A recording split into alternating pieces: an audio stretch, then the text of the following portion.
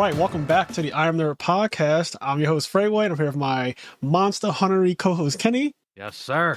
And yeah, Wilds is out. It's like 4 days after the game came out. It came out last Friday, and we've waited years for this game. Yes, sir. We had Rise and Sunbreak to hold us over years ago, and then after we all stopped playing that collectively, there was just a lull. It wasn't too long when you think about it, though. Like, nah, it wasn't too bad. Yeah, 3 years, I think, right? Because we stopped playing in 2022, I want to say. So I guess so, yeah. Yeah, I think we stopped playing in Crazy. 2022, and that was 2025, and it's the beginning of 2025 too. So it's not even like we're like end of 2025. We got a Monster Hunter game pretty quick, which means they were working on this while we were playing Rise and Sunbreak. They had to be. Yeah. It's a huge game. I adore this game. Same. It's so fucking fun. Based on the Monster Hunters I've played and dabbled with, the one I played the most is Rise Sunbreak. Yep. I played a tiny bit of World. I played a lot of Generations Ultimate while I was waiting for Sunbreak to come out. Okay. And as I played Portable Third, like I said, back in the day, but I don't think I ever got the high rank when I played that. Yeah. And then I watched a lot of gameplay of a lot of random ones. Like I watched somebody play through all of Monster Hunter DOS. Yeah. Monster Hunter Second Portable. Because that's one of the ones I got. Specifically, the ones I specifically watched somebody play DOS, like the PS2 one. Okay. Because apparently it's like really unique and different from all the other Monster Hunters in terms of like how certain things function. Yeah. And that was like an interesting watch. But through all of that, there are some things that I miss from Rise. But overall, I think this is the best one. Like this one is fucking crazy. I agree already. It's crazy. Definitely the best game. It's the best Monster Hunter game. I do want to say a couple small gripes to just get them out of the way. Okay, I have gripes too. So we're probably gonna have some similar gripes, but I have some pretty big gripes. Because we've got a lot of good to talk about. Yes. I just want to get this out front. Bro, connecting the people is oh my god. That is the hardest. Why is it so hard? Before you know, like now it's not that hard, but it took me, no lie, like an hour and a half to like figure out exactly how like lobby worked and link party worked and environment link. It's way too much, bro. It's just like such fucking nonsense. And they don't explain it to you. They don't explain to you like how all of these things work. How there's invitation lists, there's member lists, there's link party, there's environment link, there's a squad lobby, there's a private lobby, there's a recommended lobby, there is a conditional lobby.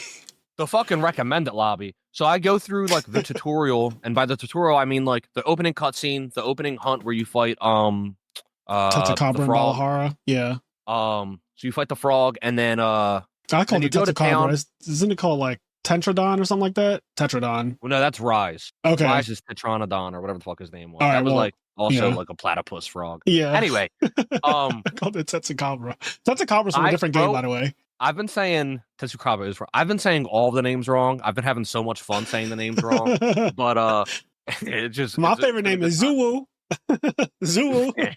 They have a monster called Zuwu, which is so good. Oh man. But so anyway, I was trying to play. I was at work. It's a miracle I made it the high rank, but I was at work. I had a relatively jank setup. I did a lot of grinding Saturday night in order to get to high rank, but I wanted to do the story mode with Connie. So we were trying to connect. We were trying to figure out like the link party and all that stuff. And I wasn't sure because I had heard that you can do the entire story mode multiplayer, right? So I was like, okay, how do I sync this up? Yeah. So that we can do this? Because I heard in World it was annoying. You had to do the story mode hunt single player before you could do it multiplayer and whatever.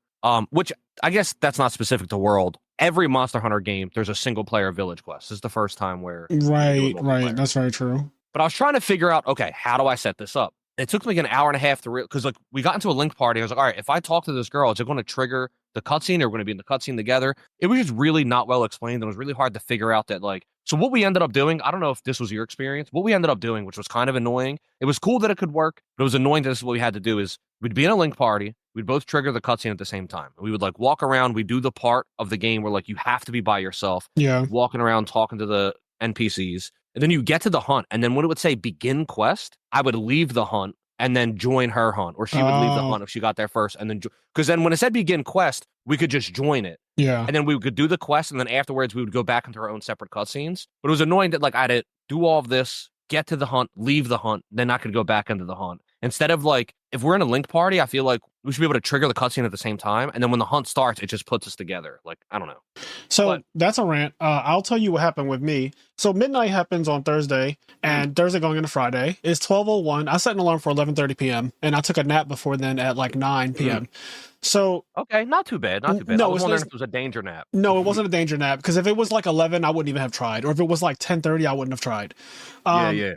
So I took a nap at 9, woke up at 11:30. I won't lie, when I did wake up at 11:30 from my alarm, I was super like, I could just go back to bed and everything will be fine. Yeah. Like I could just wake up on Friday and play this like a normal person, or I could be a degenerate and play it right now. I laid in bed until 11:44 before I actually moved. Like the alarm went off at 11:30 and I woke up. I didn't move until 11:44. I don't know if I would. If I stayed in bed for 15 minutes, I don't know if I would have made it out. I just was fighting it so bad, but I was like, bro, it's Monster Hunter. You have to get up. And then I was like, everyone's going to be on at 12:01. I need to get up, because I talked to so many different groups of people who play Monster Hunter. Like I am in the middle of several different like squads and groups of people who I know play and who play almost as much as I do and stuff like that. So I was like, I don't want to be left behind. So I got up. And when I finally sat in my chair, it was like 11:46, wiped the crust out of my eyes a little bit, and then I like turned on everything, lights, camera, action. And by the time I really got myself together, it was 11:58, and I was like, oh shit, it's about to come out like now. So I made sure that my preload was already done, because I did that earlier on Thursday. I like did the preload, make sure everything was good on Steam. I went to double check Steam just in case like an update or something random came out while I was sleeping that needed to be installed before. So I just did all my checks. 12 o'clock hits, I go on Steam, and icon to play is grayed out. And I was like, okay, it's 12 o'clock. Like, did I misread it? So then I went on Monster Hunter's page to check that they have this map of the whole world, and it says when Monster Hunter will be available in your region. So there's like a Toronto, there's a New York, there's an Australia, there's a Japan, there's a China, there's a fucking everywhere. And it tells you exactly what time you'll be able to play it. I had already looked at this earlier in the week, and it said that I'll be able to play it at 12 midnight, basically going into Friday. Yeah. So I was like, okay, so it is 12 o'clock. So I'm panicking. I'm looking at the thing. It says 12 a.m. Nothing. 12:01 comes around, still nothing. So I'm like, yo, this game is just not out. It's already starting bad. Like, I was like, Capcom is already getting like inundated. Their servers are probably fucking shitting the bed. This is going to be a shit show tonight. It's going to be awful. And then the icon lit up and it was like play. And I was like, oh my God. So I click it. The game loads up. I start playing. At the same time, I'm on Discord messaging like 8 different people. I'm like, yo, are you up? Yo, it's out. Yo, are you playing? Blah, blah. Why does no one respond? Kenny, when I tell you that everyone I text and messaged, either via actual text message, Facebook Messenger, or Discord, not a single person at 12 o'clock midnight that I was supposed to like start the game with, hunt with, talk to, excited with, no one answered. And then I hunted from midnight until like 7 a.m. and beat the game. And after, damn, you beat the game that night? Yeah. Like when everyone woke up, I was already done fighting the fucking Elder Dragon that breaks out of the fucking Dragon Torch thing. Fucking crazy. So like when everyone woke up, they were like, holy shit. I was like, yeah, I'm already done all of that. What was crazy, I was like, so what happened last night? And everybody was just like, yo, bro, I was so tired after work. I fell asleep and I thought I was going to wake up. Everybody just shit the bed and no one woke up. So I played the game. I played the game night one completely by myself, which by the way, if you know anything about me, Kenny knows this, but for people listening to the podcast might not know, I actually enjoy Monster Hunter a lot by myself. I because of the way I like to enjoy the game, I don't mind playing by myself at all. And a lot of hunts I actually prefer to do by myself, just because sometimes people like hold me back. They're just not as efficient as I am. And I'm very like anal about people wasting time or wasting my time or like not being ready to do the quest. Like if you go in a quest with me and the monster's HP has a multiplier of like 2x because you're there. But if you're not actually fucking fighting it, you're not contributing to the health pool at all. Like you're just. For one time we were in Rise, we were in a hunt. I think it was like 4 people, right? And there was one point where I think me, Frazier, and Connie were like at this monster fighting it. And then so I don't remember who the 4th person was, but there was a 4th person who just like wasn't fighting. Yeah. And we were like, where are you? And he's like, oh, like I'm getting like this mining ore or something. Yes, he was just doing it was like something wild. Some random shit.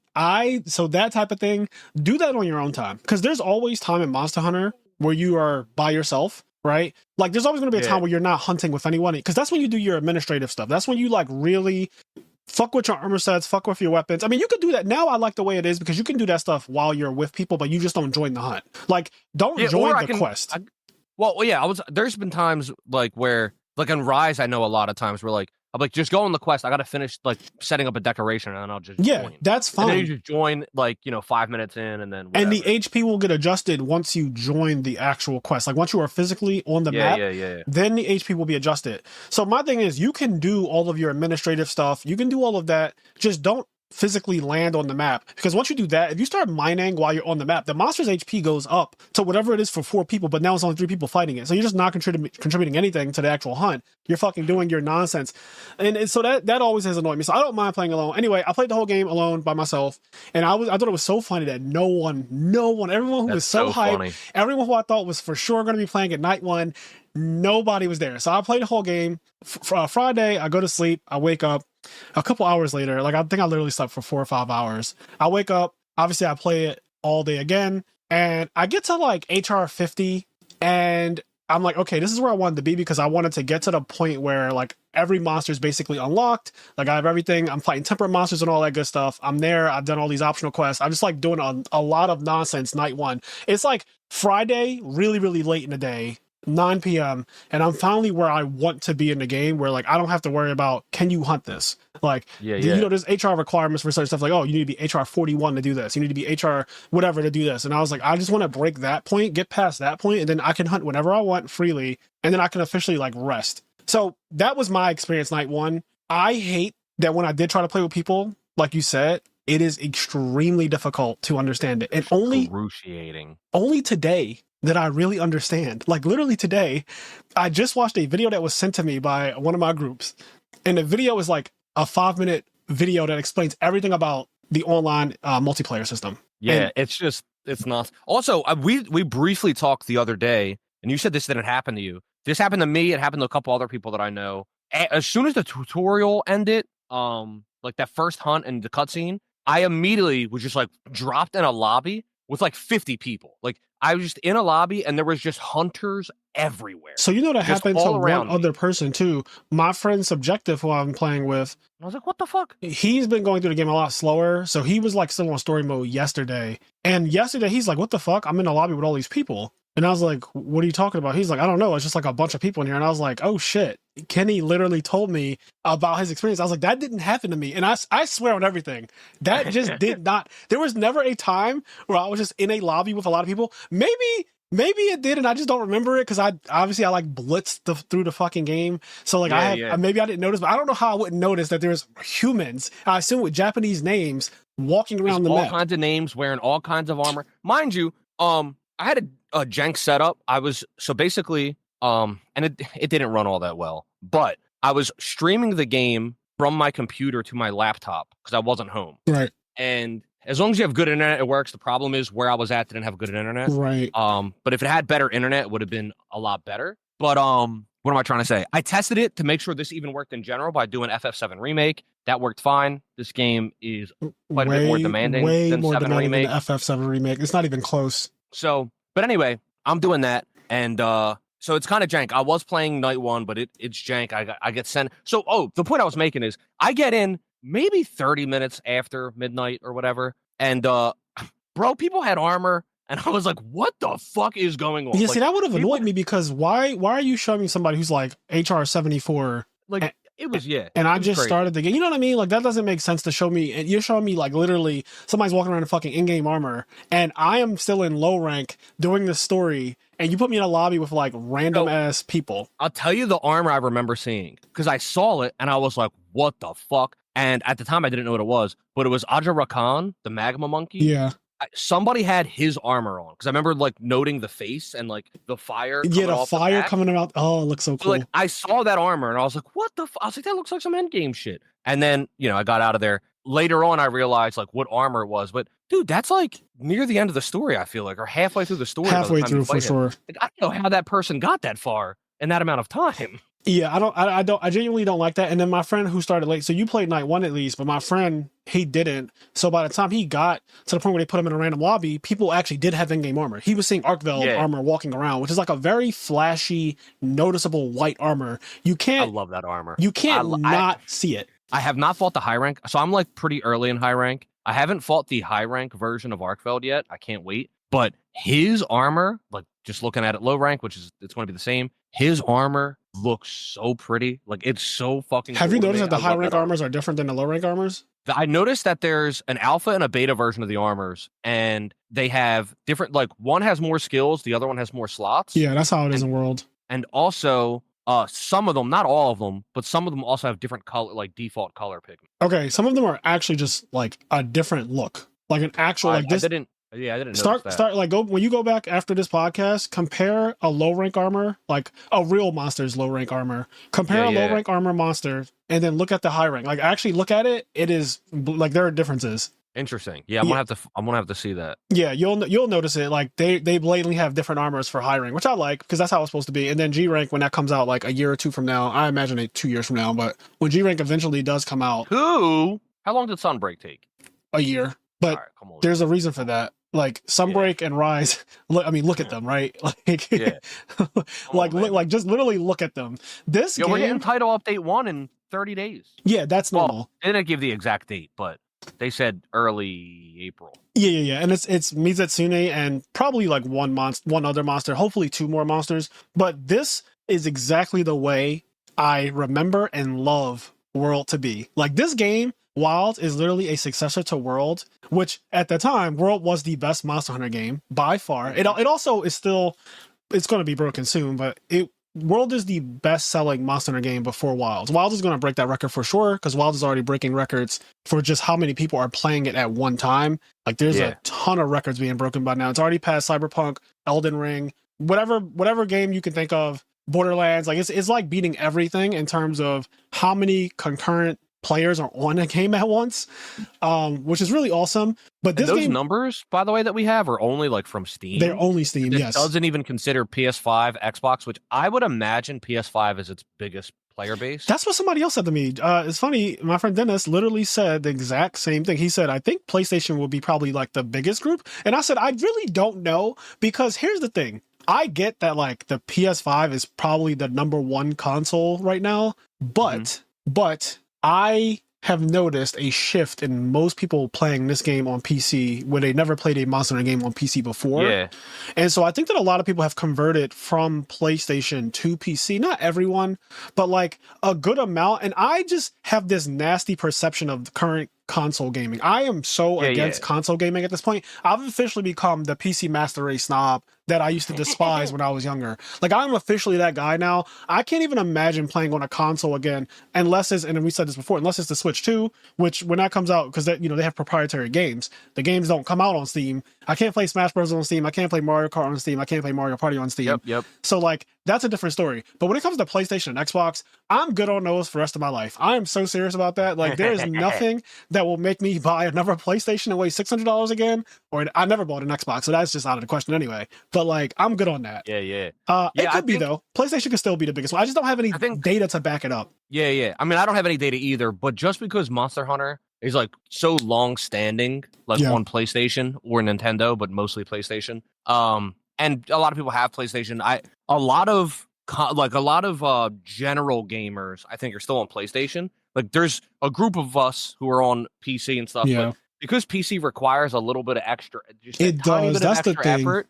It creates a large group of people that are just like, I'm never doing that. And some people have like really silly ideas, like, oh, but what if my PC gets a virus? Like, there's still people that think that way, which is like crazy. I don't even know if it gets a virus. Like, I can't play my game. Like, it's just like crazy shit. Yeah, that's so illogical. But this game being a successor to World, it is, the first thing is obviously it's beautiful. The game is fucking so... Yeah, I think it's not only successor, it's a direct sequel, right? Essentially, like, in a way, because like, wasn't the end game of Worlds like a thing called the Forbidden Lands that you explored? The Guiding Lands, but you're not really wrong in that. They reference World in the story of Wilds. They literally talk about the world that you're in Monster Hunter Worlds. They reference that because like Forbidden Lands is separate from the rest of the world. That's what we're supposed to understand. It's like a secluded area, right? And World takes place outside of that, but they reference things from World during the game, which I thought was really cool. Granted, Monster Hunter stories are never really it. They're never really that great. We don't really play it for the story, but this is essentially a sequel to World, which is fine, which is great. Like I'm not mad at it or anything like that they're linking the games together. But yeah, I mean, it just looks amazing. Yeah, it looks incredible. I thought it was funny though, like the opening cutscene, they're like, this place is uninhabited. And then there's just like 30 villages. I'm like, bro. Well, they're just being Americans, right? Like, aren't they just being the settlers? Like the fucking... They are. Isn't that literally Christopher Columbus? Funny. Like, isn't that what he did? He landed and was like, Plymouth Rock. Oh, there's no one here. And then the fucking village people are like, yeah, yeah, yeah, yeah, yeah, yeah, yeah. Oh, yeah, yeah, yeah, yeah. And they're like, yeah, there's no one here. There's no one here. There's just no one here. People dancing around fires and shit, making smoke signals. Like, nope, no one's here. I do think it's funny too. Like, so the story. So, once again, like Frazier said, nobody plays the game for the story. I will say, though, like, I didn't hate the story. Like, it was a fun go-through, and it was more interesting than, like, Rise's story. Yeah, for sure. I did like the twins, and the twins and Rise were kind of cool, though. I do love the twins. I love the twins when they, like, fucking synchronize. That's what I'm saying. Narwa. Yeah, and their eyes start glowing like that. I don't know. That was fire. The Ibushi Narwa twins, like, syncing together. Rise's story was a lot more interesting after the village mode. The hub quest story mode, like high rank story mode of Rise, actually had some really interesting aspects. Yeah. But anyway, the story was fun, but I was laughing so much because there were so many parts where like they'd be like, "What are you doing?" Like I have a big weapon, and like we never even thought you could like we're fighting monsters. So like that never crossed our mind. Yeah. Never crossed our mind that we could do something about this problem. I like how everyone on the Forbidden Lands, the natives, are all pacifists. Like they've never once thought about defending themselves from a monster. They never once thought about taking up a weapon and just hitting it. Like not one person has ever said like, what if I just throw a fucking rock at that monster? Except Nata, dumbass, who saw Ray Dow and was like, you know what I'm about to do? I'm about to fucking throw a rock after he just choked out a Ray Dow in front of you and lifted it into the sky and crushed it. And then you're fucking like, I'm gonna throw a rock at that Arcvel. What type of dumb shit? I would have gave him the Vegeta chop that he gave Goku to the back of the neck and knocked him dead unconscious as soon as he threw that rock. Bro, I said multiple times going through the story that somebody's got a Vegeta chop that's not the kid. By the end of the story, because I enjoyed the story for the most part. I enjoyed the characters. It was fun. By the end, though, I was getting over it. Same. Because same. I was getting over Nata. Like, all of a sudden, there was this like, this monster has freedom and he's going to make his own choices. And I was like, bro, this monster is killing everybody. Yes. Like, what are you talking about? And the environment. Like everything. Yeah. It was so silly. I also understand why Nata had to keep coming with you to these extremely dangerous missions. Yeah. They're like, he has to come because he's the keeper's child thing. And because he's, has the necklace around his neck, he has to be the one to plunge it into the dragon torch to end everything. And this whole island's environment will go down in history as ashes. They were saying all of that. And in my head, I was like, when is somebody going to speak up and just say, no, I'll kill it? And then I did get hyped when you get to the end. And then like, they're all like panicking over the thing. And then he goes, your hunter goes, there's another way, and like walks in front. And then the quest giver says like, by order of the guild, whatever. And I love that. By order of the guild, like a deep voice, and he goes like, acknowledged. And he fucking walks out with that big sword. I was like, oh shit, we're about to fuck this thing up. I love by order of the guild, I give you permission. That shit, every time she says that, and she says it in different ways too. The voice actor, I'm playing it in English. The voice actor did their big one. Like I love Alma's voice actor. She actually sounds legit, especially when she says by order of the guild, I give you permission to hunt. That shit is so fire. It's like Avengers Assemble to me. Yeah. To me, dude, my guy, he goes was like, what? Well, my guy, like, I really like the voice I have for him. He goes, acknowledged. And he fucking walks forward. Yeah. I was like, oh my God. And then beat the shit. That thing was, he did kill me with his supernova attack. I think I died to it as well. He did this big attack, and these icicles came up. I was like, okay, I hide behind the icicle. No, that didn't save me. I died. Yeah, I think I did die to it once, but I don't know if it was because of the big attack or it was because, like, it shot a fucking blast at me some other time and I just died. But that fight, it's exactly the same as the Monster Hunter World end boss. There's like literally, interesting. Yeah, it's the exact same thing. It's a big ass monster, right? Like a gigantic hulking dragon-like monster, and it has phases to the fight. It keeps on it keeps upgrading as the fight goes on. It just keeps on like unleashing more and more until you get to the very end and it's just chaotic. It's the exact same sequence, the exact same feeling. It feels really epic though. It feels like the end of the game,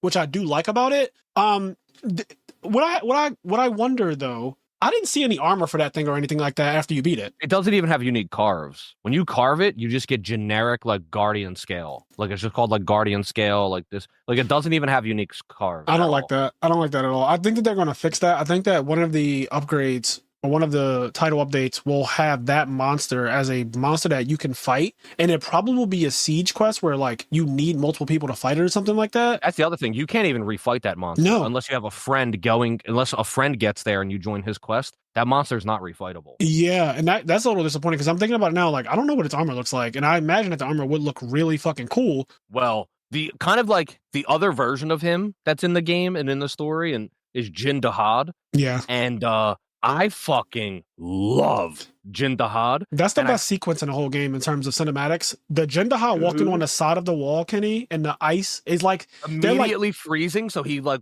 oh my god. They were like, how is he doing that? How is it walking? How is something that big walking on the side of a wall? And oh yeah, like it's like Aokiji, like the fucking freezing with the steps, bro. It's so dude. Cool. Jin Dahad is my fucking man. I love that monster. His armor looks insane. Yeah, that fight is so cool. Epic too, isn't it? Like the actual fight. Yeah. He has like a boss attack. He does. Like, he had a boss attack. He fucking spins up and all this brings ice. all this ice. This fucking ice castle goes up around him, and then he starts lighting on fire. He does a Todoroki explosion. Yeah, this shit is crazy. That's one of the coolest attacks in the entire game. It is so fun. When he first started doing it, the only reason I even knew exactly what to do was because of World. Oh, he killed me. He killed me with that shit. So in World, when you say it's a direct sequel to World, it really does feel like that because some of the things that you learned how to play in World transfer directly. The Jin Dahad fight is literally, for people who know, you're listening to this, is Safi Jiva. And the Safi Jiva fight in Monster Hunter World, which is one of the Elder Dragons that they released as a title update, and it ended up being the most broken armor set. The endgame is the best armor set in the entire world. Well, until Fatalis came out. But Fatalis was the last thing they ever released, like, period. That was it. Fatalis came out, world is over, right? So anyway, before that, Safi Jiva was the dragon. And in that fight, it did this fucking move where you had to hide behind a rock, and it blew up the entire area, and literally, like, the rock you were hiding behind started to disintegrate the exact same way Jin Dahad's does as it's doing the attack. And if you're literally not behind it, and World was a little slightly glitchy sometimes, where if you even, like, slightly stepped a little away from the rock and, like, peeked a leg, if you peeked a leg out by accident, your character just immediately died. Like, you just immediately fucking, like Frazier fainted, like, immediately. I was like, bro, I was fucking sharpening. Like, oh, because my character, like, when they, you know how they scalp the blade? Like, I must have scalped outside of the fucking rock. You stop right now. Kenny, I scalped outside of the rock. I scalped outside of the rock. Right the fuck now. Kenny, my arm went outside of the rock, and they were like, you fainted. You fucking fainted. Did you notice that your sharpness recovers with each swipe now? Swipe. That's crazy. Swipe, and it goes up. Wait till the end? Every time, just a little bit. I love that. That's really cool. Like, I was like, oh, have you ever sharpened? It took me so long to realize that. Have you ever sharpened and it didn't go to full? I don't think so. Me either. The only reason I asked that is that in previous Monster Hunter games, you could have your sharpness so low that when you sharpen, you need to do it again. Like, it would. My sharpness has never gotten the red. All right. Yeah, I've gotten the, like, orange, but I've never gone the red. I'm saying, like, let's say you had white and you get down to green, which has happened to me once so far. But if you have white and you get down to green, in the old games, if you were, like, deep into your green for some reason, like, I don't know why, but, like, let's just say you just didn't notice or something. I don't know. But you're down in the green. If you sharpen in the older games, you wouldn't go all the way back up to white and full. Like, it would actually just go up to blue, and you'd be like, oh shit, I have to sharpen again. I was just wondering if maybe they, like, because every time I've sharpened so far, it goes back up to full, I notice, and that might just be a thing. Like, you don't need to ever sharpen twice. I might purposely completely deplete my sharpness and see what happens. You know why I wonder? Just two. You know why I wonder about that? Because there's a skill called Bludgeoner that I think that exists in Rise too, but Bludgeoner is a skill that says if you have bad sharpness, you get a straight up percentage damage increase. Yeah. So playing with green sharpness on purpose is actually a meta build that some people used to use back in, like, Rise, Sunbreak, and World and stuff like that, where they would blatantly play with. So, like, some of the monsters have negative affinity and green sharpness, but their attack is like 270. Like, the weapon will be like huge attack. Yeah, and it'll be like the biggest chunk of green sharpness where like you never got to worry about sharpening, basically. It's like a huge chunk of sharpness. Yep. That's so I was just wondering if maybe like Diablos' sword in Rise was like that. I think you're exactly right. Yeah, that was the one that people used, and I think his armor came with the bludgeoner skill, so it was like meant it was like meant to be used together. Yeah, I was just wondering. So yeah, the monsters. Let's talk about the unique monsters in this game, because low rank is essentially a catalog. It's so cool. So, like I said, I played Sunbreak Rise the most, and then I played a lot of Generations Ultimate. And when I played through Generations Ultimate, it was really cool because before playing it, because like Rise is what really like got me in the Monster Hunter. Like I said, I dabbled before, but I never really clicked. Rise like clicked me in the Monster Hunter. And then from there, when I was like done with Rise, before Sunbreak came out, I watched a lot of Monster Hunter content. Like I was watching like Monster Hunter 1 content, Monster Hunter Dos, Monster Hunter fucking Try and 4. I watched a bunch of monsters. So I got like acquainted with a lot of random stuff in the world and in the lore and some of the old monsters. Generations Ultimate was really cool because that is like a celebration game. It has, I don't know if it has every single monster, but it basically has every single monster pre-world in that fucking game. Double cross. So you go people who played it in Japanese like me and Medina did back in the day. Yeah. So you go through it and you're fighting like Velocidrome and then fucking all the drones. There's like 7 drones. Yep. And then there's like Great Macau and Great Jaggy and there's like the drones and the greats, and there's Gambi and Arzuros and Mizutsune and all of these monsters. So it's really cool going through and seeing all of these monsters, right? But I played that, a bunch of monsters, played Sunbreak. Something I mega super duper appreciated about this game is, other than I think like 2 monsters, the entire like low rank, like you're fighting brand new monsters. Like monsters nobody has seen before, completely brand new, completely just unique. And I was really, really appreciative of that as I'm going, because there was one point where we're going and there's all this fucking lightning, and there's like lightning in the air, and there's just fucking lightning. And I don't know, like Raydal exists at this point. And so we're on our way there. And I'm like, oh shit, it's about to be Zinogre. I'm thinking I'm about to see Zinogre. I get over the fucking hill and I just see this lightning wyvern flying in the sky, and there's a cutscene and his face closes in and he does a final flash. Yeah. He's like, his face is out and then it closes in. And I was like, fine. He has a railgun for a fucking head. Yeah. Like an actual railgun, bro. Like his head, his horns are open, like they're open wide, and then he closes them forward and makes a railgun and then charges lightning from the sky into his horns and shoots it out. Crazy. I also love that metal noise that he makes when he's doing certain attacks. You can kind of hear like the sound of metals, like it's this weird sound, and his music is so fucking epic. Is crazy. I also love when he shoots like a big beefy lightning on the sand, and the sand turns into like a fucking big rock. Like, like the environment just fuck shit up. And this, like, there's so much cool. I was on a hunt early in high rank where, so another thing, I got 2 friends who've never played Monster Hunter before. I got them to play the game. And then so when we all got in the high rank, we did a lot of tinkering to figure out how to get Environment Link to work. So I don't know if you've had a chance to do this yet. Yeah, have you done Environment Link? We did it, and then we disbanded it because we didn't understand it. 2 days ago, I tried to do Environment Link and I couldn't post a quest, and I got really frustrated and I left. I didn't know what it was. We assumed that meant that you could see each other. That wasn't the case. Environment Link just means that you can hunt as much as you want together without posting quests. Yeah, so in Environment Link, you can leave village together, and then you guys are in the world together. You're in the wild together, and you can run around. So we were in high rank, we go out into the wild in Environment Link, and we can just like open world explore everything, and then like the monsters are just out there. And then so I don't know if I'm sure you have, but I don't know if you really had a chance to do this yet. Just so we go out, and then I was like, oh, let's go to like the rooster monster. I think it's like Quematrice or whatever. Yeah, Quematrice. And so we were going to go fight the high rank rooster. As we're going there, my one friend goes, "There's a fucking dragon in the grass." Like, what? I was like, "Do you want to go fight it?" He was like, "Yeah." And so we go up, and it's a Rathian. It's a dragon in the grass. That's what he said. There's a dragon in the grass. I know exactly what he's talking about, because the way I discovered Rathian was exactly the same. I was riding to another monster on my sacred, and randomly, because Rathian's not in the game in low rank. Rathian's not in the game at all. So he's like, there's a dragon in the grass. Like, why is there a dragon over there? Yeah. The way they introduce the old school monsters, I think, is one of the coolest fucking ways I've ever seen a monster in a game do anything ever. I think the fact, because to the original point that we were starting with, the fact that low rank is a catalog of all the new monsters, you just fight all new monsters in low rank for a very long time. You get your occasional Guardian Rathalos or whatever, but like, for the most part, everything you fight is completely new. So I didn't even know, because I also avoided watching all the content that was released for this game. So I didn't know that Raytheon was in the game. I didn't know, like, I knew Rathalos because when we watched the Game Awards where Monster Hunter Wilds was first ever announced, Rathalos flies across the sky at the very end of the trailer. And I was like, okay, well, obviously Rathalos is in, he's in every game.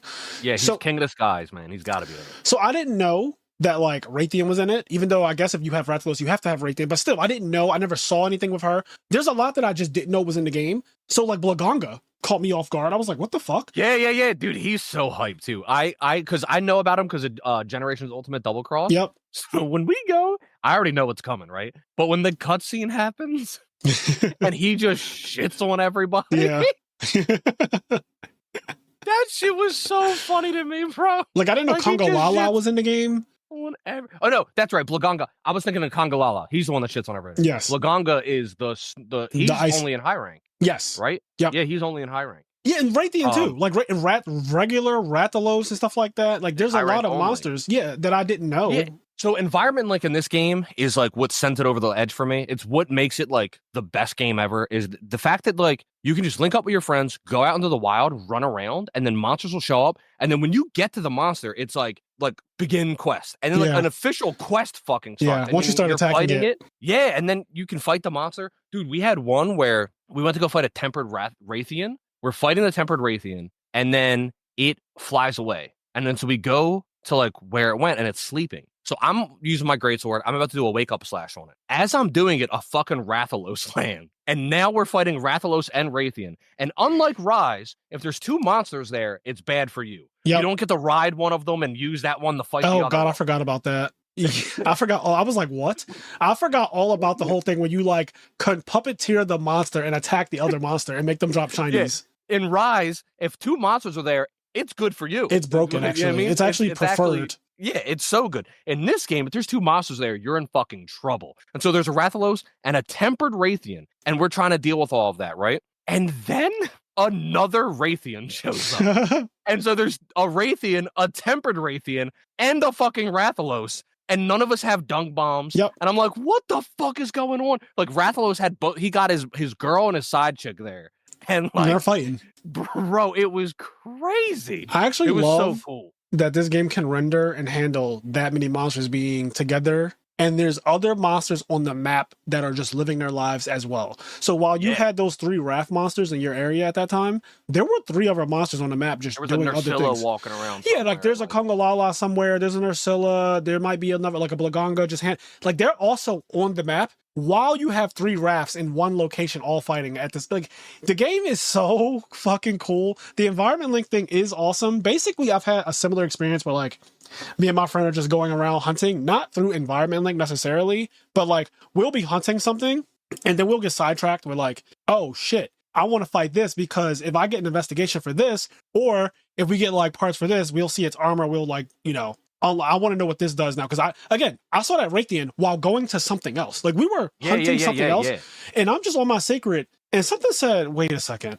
that was a green dragon just chilling and that's not in the game. And I just turned to it and I'm like, bro, there's a Raytheon here. Like there's a fucking Raytheon and it wasn't aggressive or anything. It was just like walking around, living its life. And here I come jumping off my fucking sacred and mounting it and shit. I was like, yeah, I need to fight. I was like, bro, I'm going to kill this Raytheon real quick because I actually want to see like what its armor is, what its weapons are. I love it. Yeah, hell yeah. So I just stopped and killed the Raytheon for no reason. It's so cool, man. It's so there was one hunt where I was going in. It's in the story, and it's before Aja Rakan is huntable. I forget. I think I was going to fight Rompom Pompolo. Yeah. That's not how you say his name. No, that's how you say his name. That's exactly. Rompom Pompolo is exactly how you say it, actually. And I will not accept any other name for that monster from now on. Rompom Pompolo. I was going to fight Rompom Pompolo, and there's like the magma monkey, right? And I was like, holy shit, that guy looks crazy. And then like I end up fighting him, and it's me and Connie. And so we're fighting him, right? We kick his ass. But then he runs away.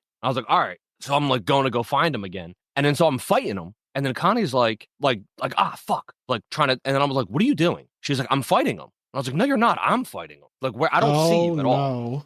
And she's like, what the fuck are you talking about? Like, I'm fighting him right now. And then so I look at the map and then I look at him and I realize, oh wait, this guy's not fucked up. Like his face isn't broken. Yeah, you're fighting a new one. I was like, wait, I'm fighting a different guy. Like, I'm fighting another one. And then so I go to where Connie is to fight that one with Connie. And the other guy chases me all the way there. Of course. And so now both of them. So we end up killing both of these magma monkeys before even going to fucking Rompompopolo. And it was just such an awesome hunt because like just so many random weird shit was happening. I also like that the first time you ever encounter a Jarkon in the story, you fight two of them at once. So that was so funny because when the story happened, and there's two of them. I was like, yeah, I mean, I know this happened. Like, I know there's two of them. Yeah. Like, that's what they do. I've been here. Olivia, I've been here before, yeah. All right. Like, I know what I'm. By the way, Olivia, dear God. I love Olivia.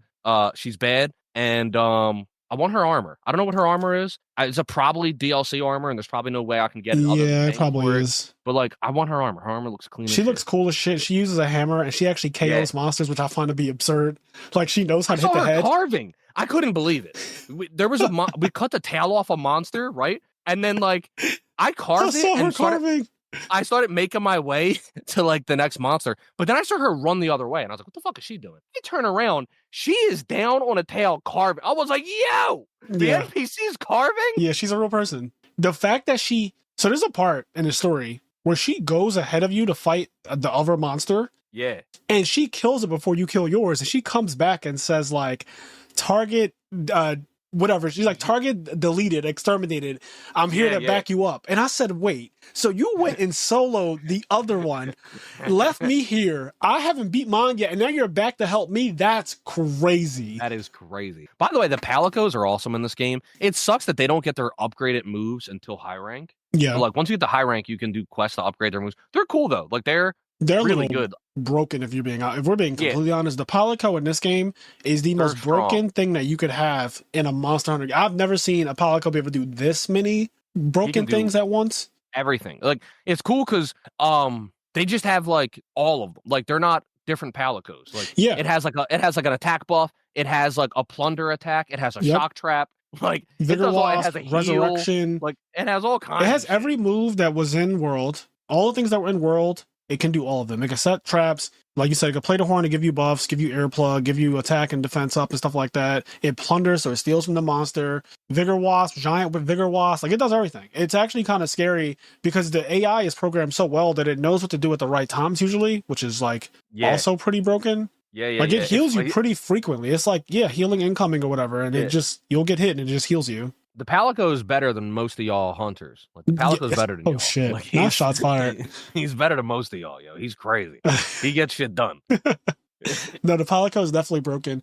I like the Palico. I don't mind that you only have one, but yeah, it's cool. Since we were talking about gripes a little bit, and how the only gripe that I think we really talked about so far is like how hard it is to play with your friends. So we're past that now. Yeah. While we're on this though, the other gripe I have is multiplying items. So in every other Monster Hunter game, there's been a way to like multiply your honey and your bitter bugs and your mandragoras and your, whatever, god bug, all the things you need to make like max potions and mega potions and all that stuff. There's always like a way to multiply it. It's pretty intuitive usually. In terms of like upkeep, I don't really know. I still don't really know what I should be doing in terms of like in between hunts upkeep. Like I don't really know if there is anything to do. Like if I could, I don't know. And I've played the game probably 50 hours now, maybe even more. I have no idea. Like, I see what they did with the multiplication system now, the way it's done. I don't like it. And I don't know how what is it? I don't even know what it is. It's people. It's like people in the, how there's the oil well basin and there's the windward plains and there's the ice shard plate. Every one of those places has a person that will be multiplying things for you that you can assign. Like, I want you to make honey for me. I want you to do mandragora. I want you to do might seed. I might have missed that. You probably actually, because I know you've said things that tell me that you've been doing the optional quests and stuff like that, like the side missions that unlock things. Yeah, I've done some of them. You might even have it unlocked already and don't even realize it because you have to talk to like a person. I don't remember who, but you have to talk to like a person at those places and they'll be like, I can multiply items for you now. And it doesn't happen. So you can't do it in low rank. That's the first thing that confused me because in low rank, I was like, how am I ever going to get more honey? Because I was like, I'm not gathering honey. Like, I'm not going on a quest to gather honey. I'm not doing that.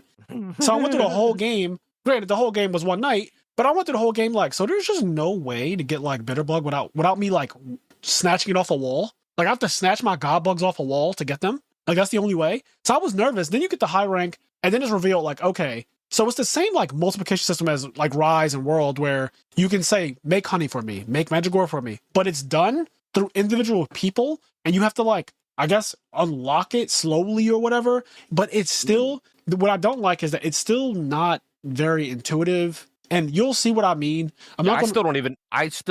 Without this conversation, I didn't even know that was a thing. You know what I mean? Like, I didn't know that was a thing yet. Yeah, I don't like it. You'll see what I mean, because if you'll remember how it was in World. I mean, in World, you just have 50 cats and 50 dogs, and you just like send them out, and they multiply. I mean, that's how it was in Rise. Yeah, that's how it was in Rise, and in World, you had one cat, but then you had a farm essentially. Like you had a place. That multiplied things for you or whatever. You had like a guy. I think there might have been a guy, and you tell him like you had 3 rows, so you could choose like honey, mandragora, bitterbug, and he would just every mission he's just pumping out those things for you. And I liked how simple and intuitive it was. And this one, it's way more convoluted. I kind of think this game's a little too real because the NPCs have lives, and I don't know if you noticed this yet. Oh yeah, they're not. Sometimes I would like go to make my armor and she wasn't there. I was like, "Where's this bitch at?" Yeah, and like, it's annoying. It'd be like, "Go talk to Maki. Maki wants to see you." So then I'll go to the oil well basin, and Maki is nowhere to be found. So then I thought my game was glitched, and I spent probably a half hour looking for Maki. Then I googled it, and it was like, "Oh, if it's nighttime, Maki's resting." So if you want Maki to show up, you have to go in your camp, rest, turn it to morning or daytime, and then she'll be walking around. And I could not fucking believe that Maki was actually sleeping at midnight like a normal person was. Like, she has a life outside of me. Oh my god, that's awesome. Like, the NPCs are not all available. Where is this bitch at? Yes. Yeah, there's been a couple times where, like, mainly Gemma, I would be like, where is she? I'd come back from a hunt, and I'd be like, I want to see what that armor looks like. And I'm like, where is this bitch at? Like, yeah, she's not at her station. Around somewhere. Yeah, I'm like, you go to her station. Her station is unmanned. Her shit's just all out there for the taking. Yeah. And you're looking for her. You don't see her. Like, you genuinely don't see Gemma. She's nowhere to be found. Also, Gemma's hot. Like, just by the way, where she is hot. She's hot. Alma's hot.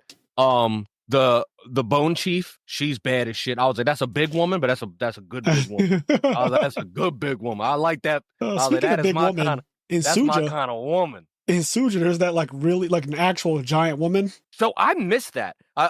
Connie said that she saw like a big like. There's like giants, like Elbaf. I saw the big man. I saw like the big Wyverian man. Yeah, I saw a big fucking Wyverian man, but I did not see a big woman. I missed out on big woman. I gotta find big. Go back to Suja. She's there at all times. She's the guardian of Suja. She has a spear. She has a Raiden hat on, and once you are looking for her, you can't miss her. I was gonna say you can't miss her, but like you already did. But once you're looking for her, like once you like, I'm trying to find a big woman, you will just see her because she's defending that area from any intruders. But she's genuinely a giant. She's a fucking. Bro, my sense of direction was so good in Rise. Like, I was so good in Rise in terms of my sense of direction. I am so bad in this game with my sense of direction. To be fair, it took me half the game to fucking like get control of the Chocobo.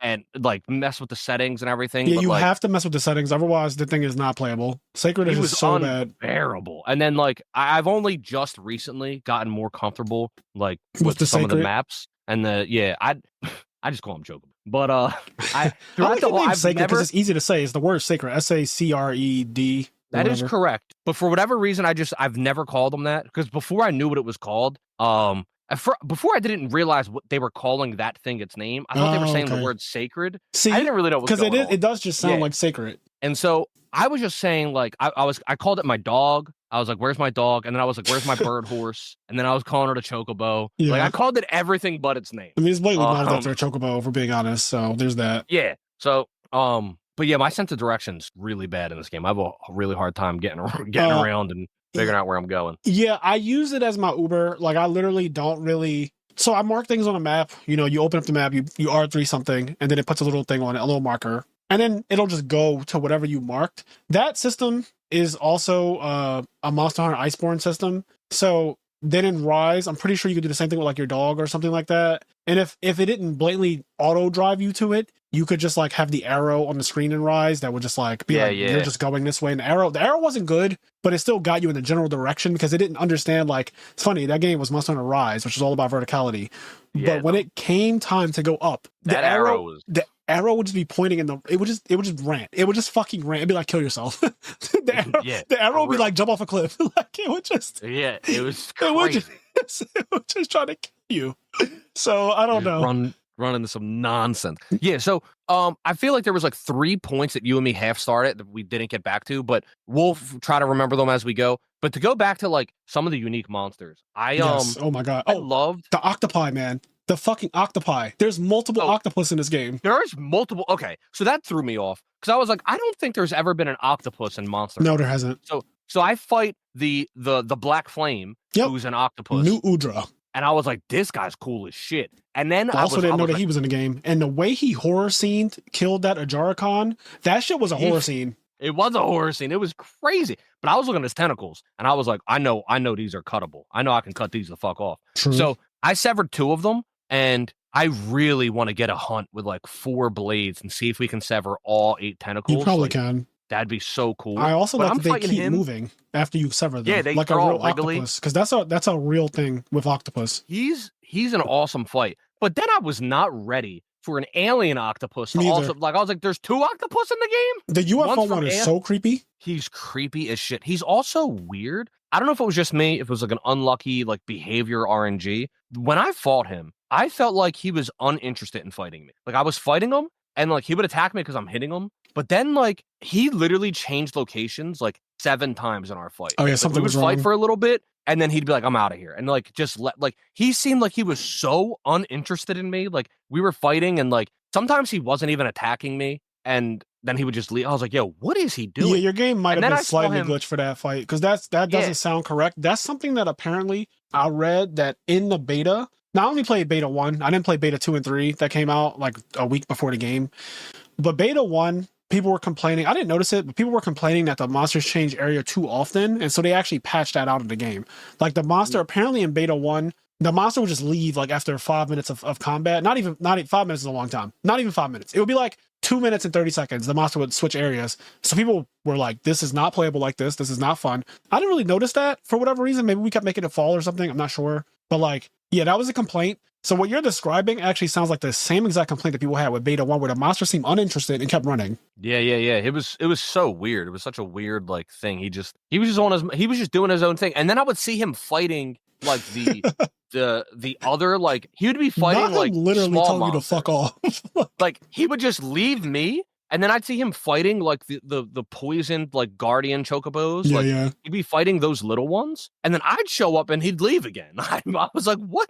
Like he is just not in. So I was thinking maybe like lore behavior, like he wants to like eat and absorb like the guardian energy and he just like doesn't care about me. I don't fucking know. But he did eat something in the story, didn't he? Yeah, I think he ate it the Odogaron or whatever. I think he did. He ate the fucking dog. They were like, he's eating it, and literally they kind of show you him like wrapping it up and bringing it towards its mouth, and then you don't see it anymore. Oh, I want to say this before I forget. It's not directly related to what we're talking about, but I don't want to forget it, and I forgot so many things already. Same. One credit I want to give the Rise because for the most part, I do think I'd like this game more. But there's things I miss in Rise. Like there were so many crazy, awesome wire bug attacks, and you can like customize your build with the wire bug attacks. I do miss a lot of that. But that aside, the box art monster Arkveld is really, really cool. But his story mode fight just didn't feel like it lasted long enough for me. Wasn't that. I just can't wait to fight him in high rank because I remember the spectacle that was Magna Malo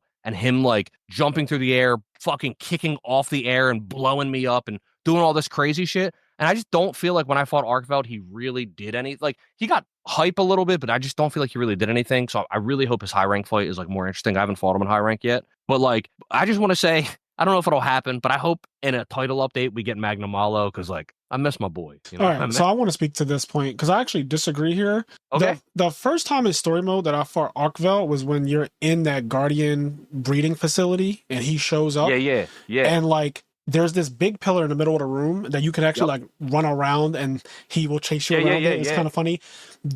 When that happened, maybe it's because it was 6 a.m. or something and I was super delirious or whatever. Like I was genuinely a little out of it. But like I remember fighting that and the music, music. His music is crazy. Was so epic. And again, so they released him as a fight the week before the game came out that like most people couldn't clear because he was super hard. And they only gave you 20 minutes. And so I was like, well, I'm just not doing that. Like, I'm just not about to fight the fucking flagship monster a week before the game comes out. Like, I'll pass. Yeah.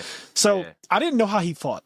And Gus and Ty and all these people were like, yo, you gotta fight it, bro. You still have time. The update's coming out, or I should say the beta test is happening again next weekend. You can still fight it. And it's like so hard, Frazier. Like, I'm telling you, it's insane. You gotta fight. And I was like, I will just wait into the actual game. I don't want to know how he fights. I don't want to see his attacks. I don't want to get used to him. I want to play the game and get to him. When I got to that part where you finally face off against him and he starts fucking whipping and chaining and going crazy, I was like, yo, the fucking range of this monster and the way it fights and the way he actually looks is so fucking fire to me. Like, I love that first fight where you kind of just like repel him. Yeah. He's amazing. Like, so to be clear, I fucking love the monster. I think he's super cool. And during his fight, I had a lot of fun. And he did like some pump up shit. I was just, and once again, this might be just like rosy glasses or whatever. Once again, when I played Rise, I wasn't as good at Monster Hunter as I am now. Yeah. I just remember the first time I fought low rank Magnamalo, him fucking wiping, like killing me 3 times. Yeah. And just like, I think I fought him.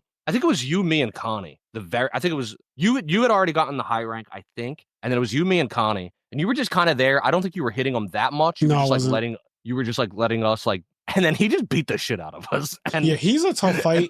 I mean, Arkveld is a tough fight too. But Arkveld was really fun. Are you talking about when you fought him, where you actually kill him, or are you talking about when you just repel him in that like breeding? When round? I actually got to kill him. Okay. When I first ran into him and repelled him, I was like. Everything was like a 10 for me. I fucking love that it. moment is so epic to me. Just like the way he comes out of nowhere and then he just rages the fuck out. And then you're not fighting him in a big area, so it's like really scary. It's really scary because he is gigantic, and then the whips and chains. I just can't get over the fact they made a monster with actual whips and chains, and he uses them like that. No, he's cool. And that fight, the first repel was really cool. When I fought him, I loved the whole fight. And I loved everything that happened. I guess just when I got to the end of it, I was like, I was wanting more. Yeah. And I was like, that's fair. But my thing is, I'm not that worried about it. I don't actually think it's a negative because I haven't fought the real one. Yeah. When I fight him in high rank, I think all of my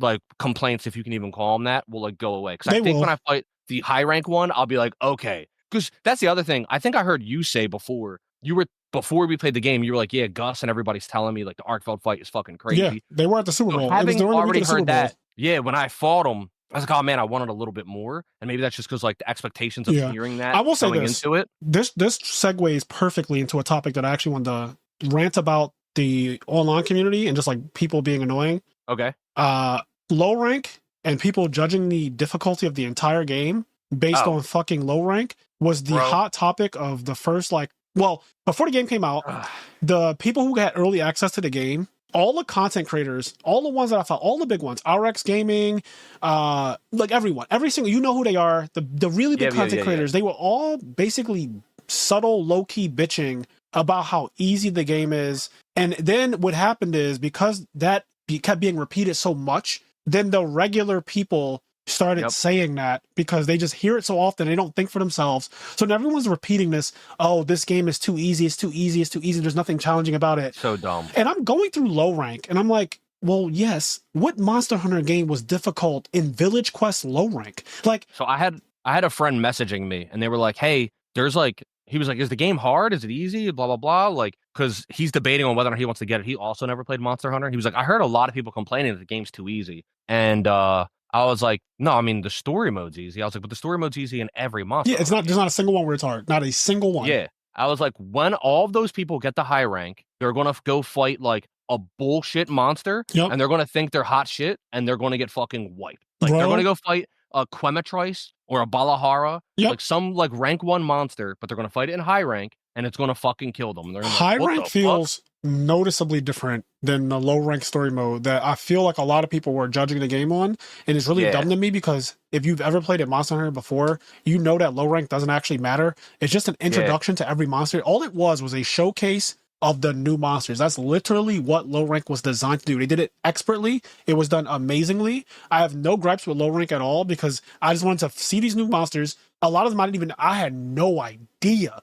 The fucking horror scene when he grabbed the two Ajarkans, the octopus, and he fucking clashed them against each other, then threw them. Then the last one said, I'm going to fight you. And the last one jumped at him. He gripped it out the air and then slammed it. It got back up and then it tried to run away. And then it grabbed its leg and yanked it down into the abyss. I said, bro, this shit is so fucking cool as a showcase. Also, to clarify one other thing, which is why my complaint, I want to which is why I'm not worried about Arkveld, because I know when I fight him in high rank, it's going to be like legit. So I'm not worried about that. Yep. But I can vouch. Arkveld is the most difficult fight in the game, for sure. So I can't wait for that fight. I'm going to be hyped. The low rank one was nothing. And obviously you know that. Like the low rank one was just exactly what you said. It wasn't a difficult fight. It wasn't an epic fight like that. It was just like, oh, you beat this thing and that's it. Something I forgot until just now is that when I first fought Magnamalo, I didn't fight the Village Quest version. It was a hub. It was still low rank. It was still a low rank monster, but it was a hub quest. Yeah, and hub quests are more difficult. It is harder than Village. So that's another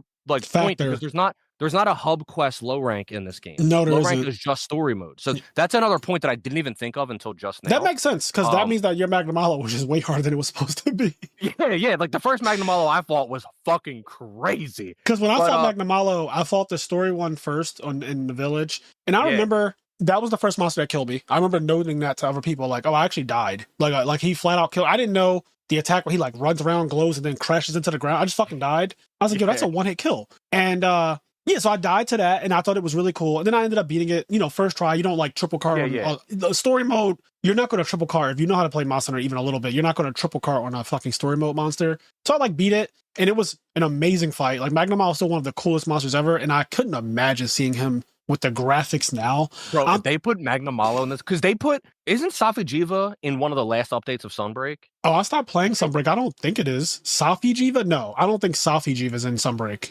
I thought like the Iceborne flagship. Oh, that Velkhana. That is in... Velkhana. Velkhana is, in fact, in Sunbreak. You are correct about that. So my thing is like they eventually put Velkhana in Sunbreak. So like, bro, let me get my Magnamalo. Damn, let me get Magnamalo. I forgot. Wild. Velkhana is the flagship of Iceborne, like the expansion of world, and that monster. God, Jin Haddad. Oh my God. So Velkhana was epic when it came out, because not only did it come out as the expansion, there was a new map that they made for just like a huge ice map that didn't exist in world. They made it for the expansion. It was unfortunately, that was the only map we got, which I do think was a little like, damn, for a whole expansion. Like, I think only new expansion was just an ice map. Like you didn't. Yeah, it was just one new map, and it was just an ice map. And I was like, oh, I wish that there was like two maps. Like I'm greedy. 2 maps would have been fine. But I understand that it takes a lot to make these really high res, high terrain, and all that high texture maps. Like in Sunbreak, we got like the beach island, and then we also got like the big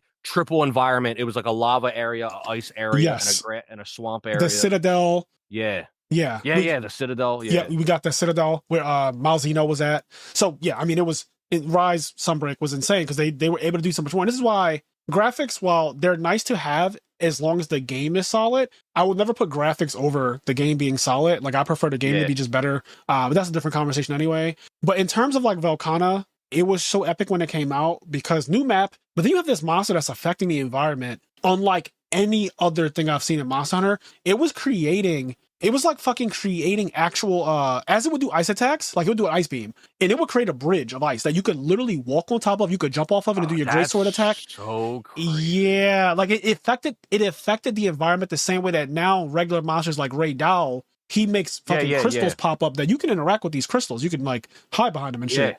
And the Velkhana was the first ever monster I saw that affected the environment, and sometimes it would be bad. Like it would put an ice wall around, and you couldn't like move around it because you're trying to like run, but the ice wall is blocking you. So you're like, yo, bro, I literally can't shoot. I have to literally put my weapon away and run around the wall to start shooting again because the ice is blocking me. Yeah. That's so sick, man. Yeah, there is so much cool shit. So I can't wait to.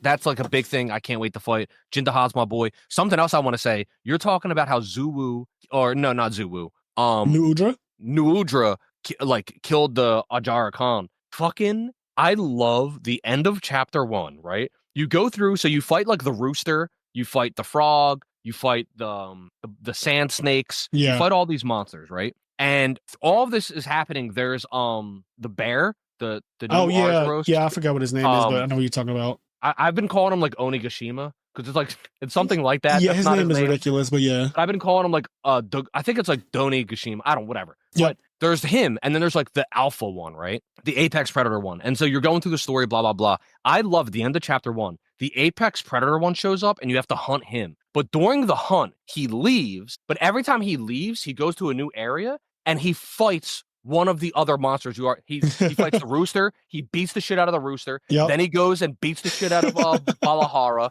Then he goes and beats the shit out of the frog. Like, you're fighting him, and then he goes on a fucking tour. Okay, he goes on a tour of all the monsters he fought so far and beats the shit out of them. He grabbed a herbivore and threw it.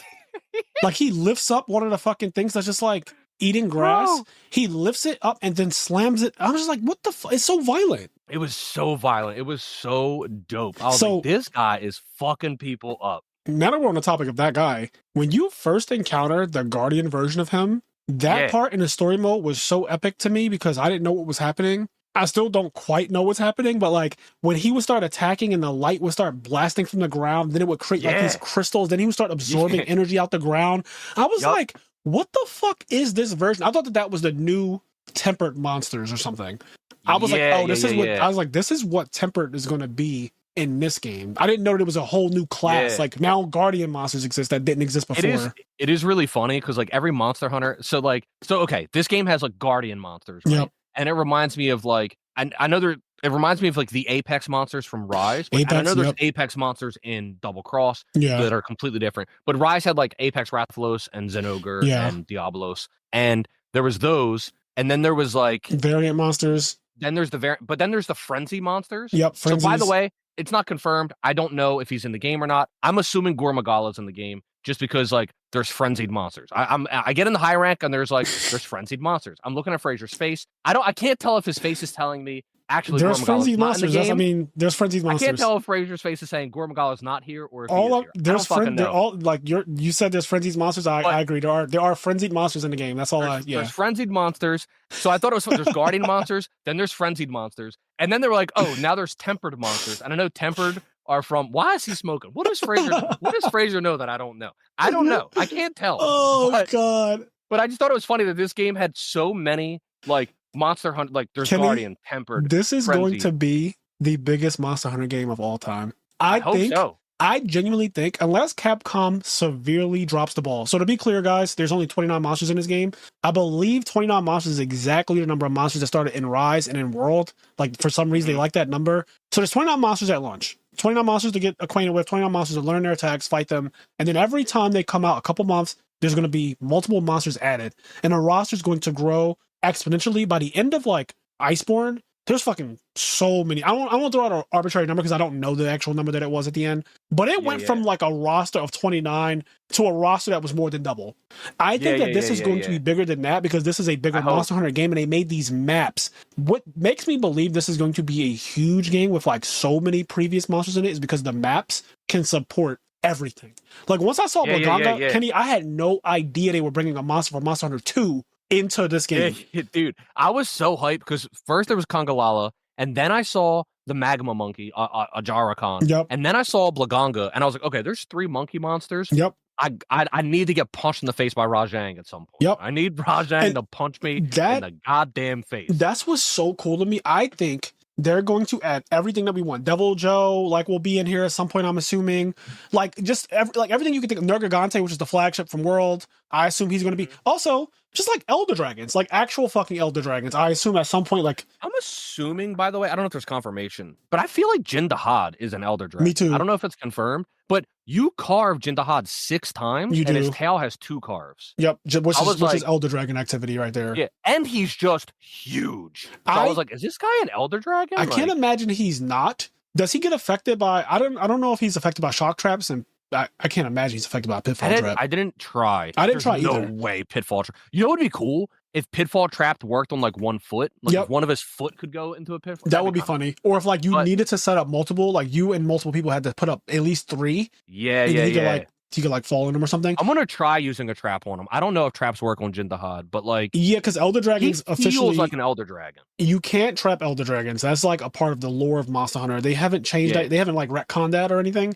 So assuming you can't trap him, I just assume that he's an Elder Dragon. He looks like an Elder. His fight is so epic. He's probably the most epic fight to me, even more epic than the last boss. I agree. I think Jin Dahad was a way more epic fight. His ultimate, like, because they both have an ultimate attack, right? His ultimate, it looks like some Diablo shit. Like, seeing the ice form and the way the room turns dark. Oh my God, Frazier! And he starts glowing red. I was like, bro, is he about to do a heat attack? And he's an ice monster? Yes, bro. I couldn't believe it. You could tell that it was going to be a heat attack. I love his name. I love the name I like the names of a lot of the monsters in this game. Like, they have like really indigenous names. Yeah, like stylized indigenous names. Yeah, you're right. Yeah.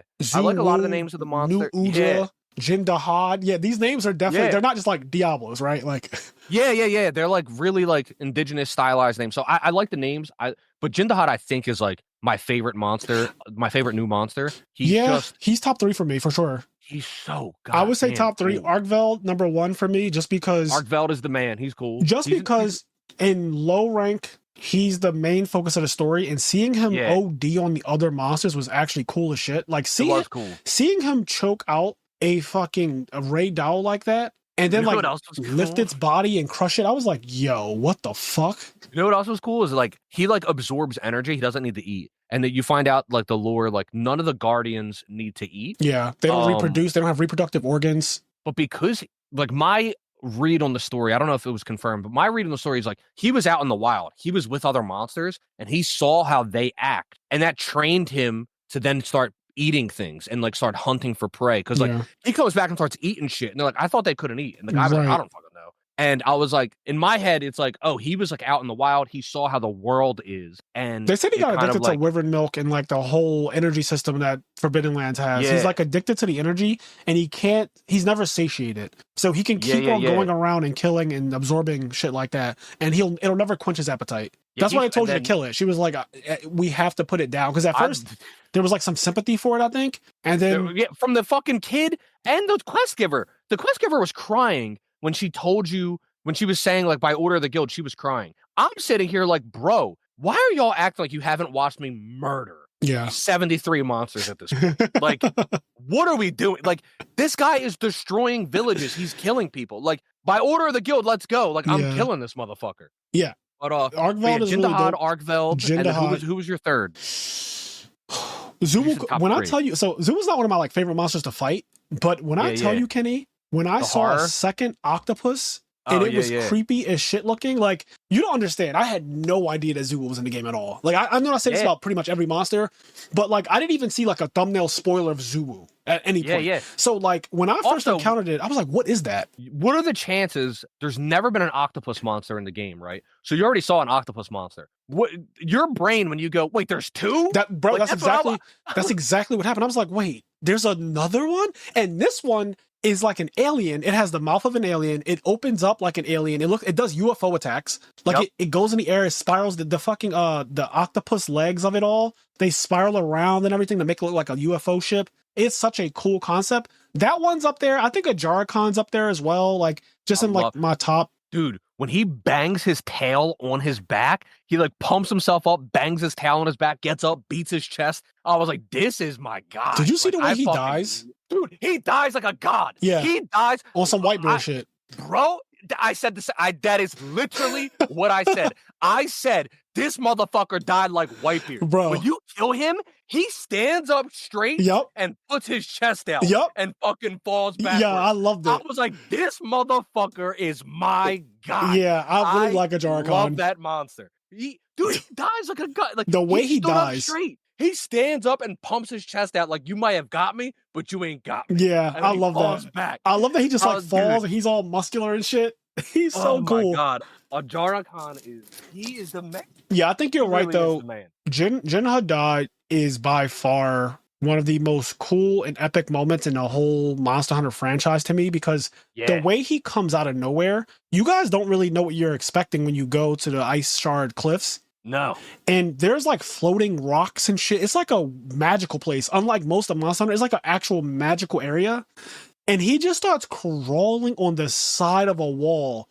And you guys are literally like, yo, how is he possibly doing that? And then they say, look there. And he steps his feet. They like zoom in on his feet. And they're like icing whatever he touches. I say, yo, this fight is going to be in. And then the way the Sacred has to like do some Sora shit where he's jumping from rock to rock, like floating rocks in the sky. The Sacred is like jumping from them like Sora to get to the boss. It just reminded me of Kingdom Hearts 2. I was like, what the fuck is happening? What am I playing right now? Like, it's so crazy. Everything about him is awesome. His introduction in the story, his fight, like you have to destroy the vents. I didn't realize he had like additional like vents or whatever. So at first he's on, I knock him over. I try to hit like the big vents on his back. And I'm just binging off of him. Like I can't. Same. I was like, I don't know what they want me to do. I don't have white sharpness. Like what the fuck do y'all want from me? And he has like other vents that you have to break before you can hurt those big ones. Yeah, you have to do like a fatal strike or focus strike or whatever. Something. I don't know. He's a big motherfucker, though. There's so much to his... Like, I love that monster. I'm going to check and see if he can be trapped. Yeah, I want to know if he's an Elder Dragon, too. I treat him like an Elder Dragon. Because you need to go to a specific area to fight him. And he's gigantic. He has an endgame attack that... Like, the regular monsters, not even Arkveld, has something like that. Like, they don't have a cinematic... You need to do a specific thing right now or else you fucking die attack. They don't have that. Yep. So he does read Elder Dragon to me, and I hope that all Elder Dragons are exactly like that. Oh my god! If they put, I hope Kushala does a tornado that like you need to specifically ride your Sacred. Say that. If they put Teostra, Camelios, Kushala Daora, if they're in the game, and then like Teostra has an attack where it's like you're dead, bitch. Like because I know he has like his nuke. Teostra has like a nuke that he does, but I want it to be fucking you want one that like you need to do something to stop it, or else it literally nukes you guys to death. Yeah, I have a question. I want to know if it works in this game, or if you didn't even try because you knew it didn't work in Iceborne/World. That like nuke attack where you have to hide behind the rock. Could you do a perfectly timed like Superman dive? Would that make you immune to it? Or, you die. No. Nope. Yeah. And so I tried that because one time I didn't have a rock to hide behind. Like I just realized I wasn't going to make it. I saw the rock and it was completely on the other side of the map. You're like, there's nope. So I said, I have a wire bug. I can't get there. I was like, oh, I'm not going to make it. So then I said, fuck it. I'll just Jesus dive and see what happens. Feint it. I was like, oh shit. Like they programmed it just the way, again, Safi Jiva has the exact same attack, but it just looks different. But it's the same type of a big ass explosion, and then a rock that you're hiding behind gets disintegrated. But if you try to Jesus dive it in World Iceborne, you just die. You just die. Yeah, they don't give you there's no other way to cheese it. They want you to fight this monster in a specific way, like an RPG. Like you have to do this. Which I'm fine with. It's Me too. I didn't know. One of the fights I got into recently with Jin Haddad, I didn't know that there could just be no rocks down. That you have to create them. Like you have to manually... You have to fucking pull that shit down. I didn't know. And so I was looking. I was like, bro, there's no rock. There's no rock. And I was freaking out. I was like, bro, where the fuck? I was like, I'm getting cheated. There's no rock. I'm getting cheated. Yeah. And then I died. I wonder if you pull down, like if you just go in and you're an idiot and you pull all the rocks down, can you just like screw yourself? Maybe. Like, you know what I mean? Like I wonder if that ends up happening. The very last time I fought him, by the way, it took me 25 minutes to kill him the first time I fought him. Just by the way. Oh, he's a long fight. That was the longest, because all your hunts were around 10 minutes or lower before him. When you get the Jin Haddad, I remember fighting him and thinking to myself, holy shit, my fingers are tired. Yeah. Like I was hacking and slashing, and I looked after the thing was over, it said 25 minutes. I was like, God damn, that was long, bro. Yep. Beast. What I was going to say is I got to a frantic moment the last time I fought him where there were no more rocks to pull down. And he wasn't dead yet, but he was about to die. And I got extremely nervous that I was going to get gayed in that he would do that attack, and it's just an automatic death for me. And it freaked me out that it made me like ravenous. I was attacking him. I was like, please die, bro. Please. Because I was saying, if he does that attack again, I kept looking at the ceiling with my camera and I was like, yo, there's nothing to pull down. Like there's a point where there's just literally nothing. And I was scared that if we didn't DPS, or if I didn't DPS him enough, that he would just kill me. So yeah, he's an all. That's fucking awesome. I can't wait to fight him more. I want to make his armor. I'm nowhere near having enough to make his armor. There's oh my god, there's so many cool monsters. I wanted to talk about the actual gameplay in terms of fighting, because we didn't mention focus mode and focus strikes yet, but that is the biggest change. So every monster hunter has a gimmick now, and I am all for it. Wirebug was the last gimmick from Rise and everything. I guess gimmick is a strong word, but like you get the idea. A new mechanic. Every game has a new mechanic. And World, what kind of really started like this whole integrated thing. World had the clutch claw, and then you go on the... No, correct me if I'm wrong. Wasn't the clutch claw not introduced to Iceborne? So did World have like a gimmick Or was that not until? I don't think it happened until officially Iceborne had the Clutch Claw. I don't think. Yeah. Correct me if I'm wrong. I might not be remembering everything. But 2018 is when World came out, but I don't think World had specifically like this is the new thing for World. Granted, World was the most progressive Monster Hunter ever at that time. I think World's thing was that like the whole thing is new. Yes, like, all of the weapons were up. Like True Charge Slash, as I understand, wasn't until World. It did not game exist before. Yeah, True Charge Slash, and then all of the weapons. The fucking longsword going into that Bakudo stance, like. The art of unsheathing, that like a lot of the things just did not exist. It changed the game. Like World is what Monster Hunter potioning. Right. You didn't do the stupid pose afterwards. You weren't stationary. World changed the game, and that was the gimmick. Then the Clutch Claw came. Then the wire bugs came, and so you get to this game, and they removed the wire bug, which I was really nervous about because the wire bug felt so insane to have for mobility, for fighting. The wire bug was super OP. I still miss it sometimes. Like when something's far, like when a monster, I'm trying to get to the monster's tail, and like he turns around. Like Jindahad's huge, so getting to his tail takes the fucking 2 minutes. Yeah, you actually have to go to it. I wish I could just fucking wire bug over there. You know what I mean? So wire bugging was a big mechanic, and I was worried that wire bugging would change the way people perceive Monster Hunter forever going forward. But luckily, because I haven't played Rise/Sunbreak in over 2 years, actually, I don't necessarily like miss it because it's not like I recently have played that game. So when I started playing this game, I just immediately got used to this is the way it is.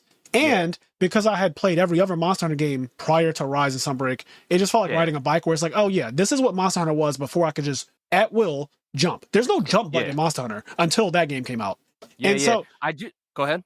And so the Focus Strike, which we'll talk about, I want you to go. You sound like you have a point about this, and then I want to talk about the Focus Strike because that's the new thing. There's so many different things. I don't know where my brain is. One thing obviously I missed the wire bug. That's cool. The Focus Strike is really cool, and we're going to talk about that. One thing that's interesting, and maybe you can enlighten me on this. I feel like I don't really know how to consistently mount a monster because the mounting mechanic I love in this game.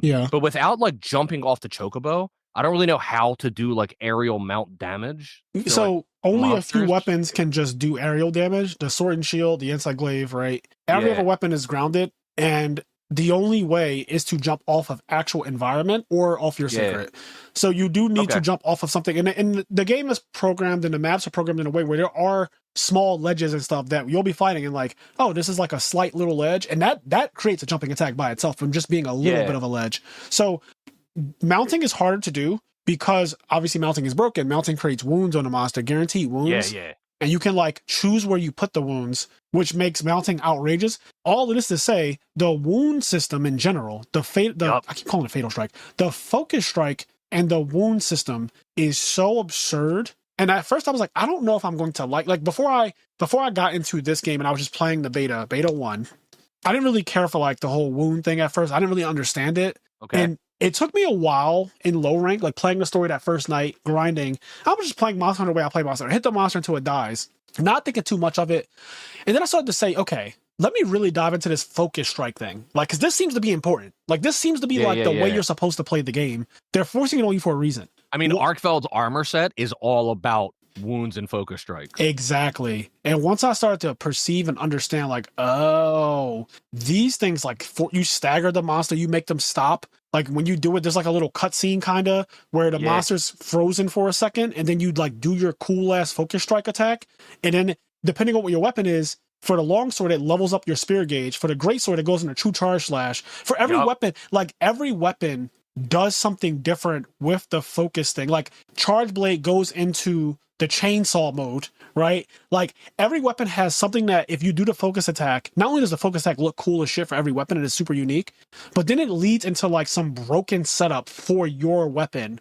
And it has made me fall in love with this game so much. It's one of the reasons why I love this game so much. So I hope to God the focus system like stays in Monster Hunter. Because turning around, bro, I will like being able to literally True Charge Slash. The zoo will zipped around me like it does. It does this fucking thing where it like literally goes around you. And I was like, bro, I 180 turned and hit the zoo with the True Charge Slash because of focus mode. It's funny because endgame Sunbreak, I mostly used the Rage Slash.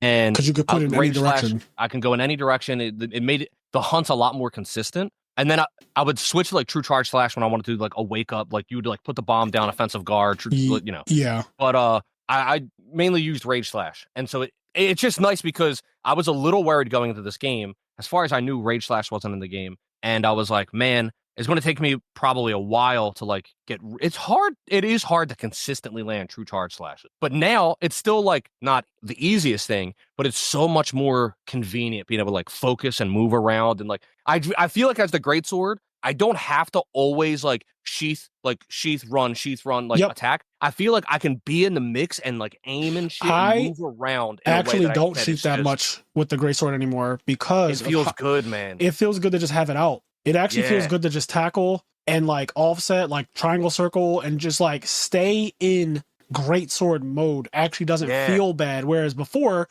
when you missed, you immediately put your weapon away and ran and then looked for the next opening. And that was just how you play greatsword. In this game, you can miss, tackle, and if the monster's still like in your vicinity, if it's not going to attack your cat or whatever, if it's still in your vicinity, you can just start a new combo. Yep. And you can aim, and it feels really good. Also, greatsword has, and I'm still not great at doing this, but I really want to get better at this mechanic. But the offset, it has access to the new offset mechanic, which is fucking really cool when you pull it off. Yeah. But it also has access to the power shield, like fucking tussle. If you time it exactly right. Yep. Yeah. And then so I was doing some of that where I've only done it a couple times, but that makes me like, I have offensive guard on. Like I always have offensive guard on because I could be wrong, but in my thought process is if I time my guard where I get offensive guard, that also means that I timed it for the parry as well. That is 100% correct. So offensive guard gives me like a more visual indication. Okay, I did it right. And so like I go for offensive guards and then like try to get the fucking guard push struggle. Like it's really fun. Like it's really cool how the wire bugs were cool because they were mechanics that you could do all this crazy superhero shit. But I like how the offset works and the wound system and the perfect parry struggle because it feels like a more natural integration of like these things without it being like other stuff. So I want to say I love Rise and Sunbreak. Rise more than Sunbreak, I would say. But I love that whole like game, right? Like that game was amazing. It's amazing. I fucking love that. The wire bug system is insane. And what I think and what I hope is I know that there's two different Monster Hunter teams. Yeah. And you know that this was being worked on while we were playing Rise and Sunbreak. Like this game was 100%. You're saying you know the next. Yep. The next one is like an extension. So basically, this game's a sequel to World. Yep. The next one is a sequel to Rise. I'm hoping wire bug stuff back. I'm hoping that they have these two different paths, two different timelines, two different multiverses. And on this one, it's a grounded game that's way more realistic per se, using air quotes. But like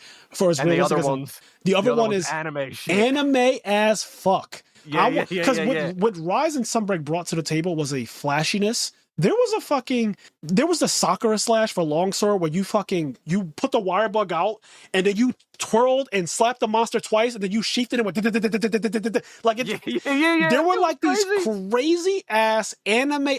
You would slide and then go into a fucking rage slash. Like you would wire bug and then your hunter would have the great sword back here like this as you're like sliding. Like you slide over in that stance. That shit looked clean. Power sheath with quick sheath where like you slide and fucking sheath the sword. Like bro, it was so.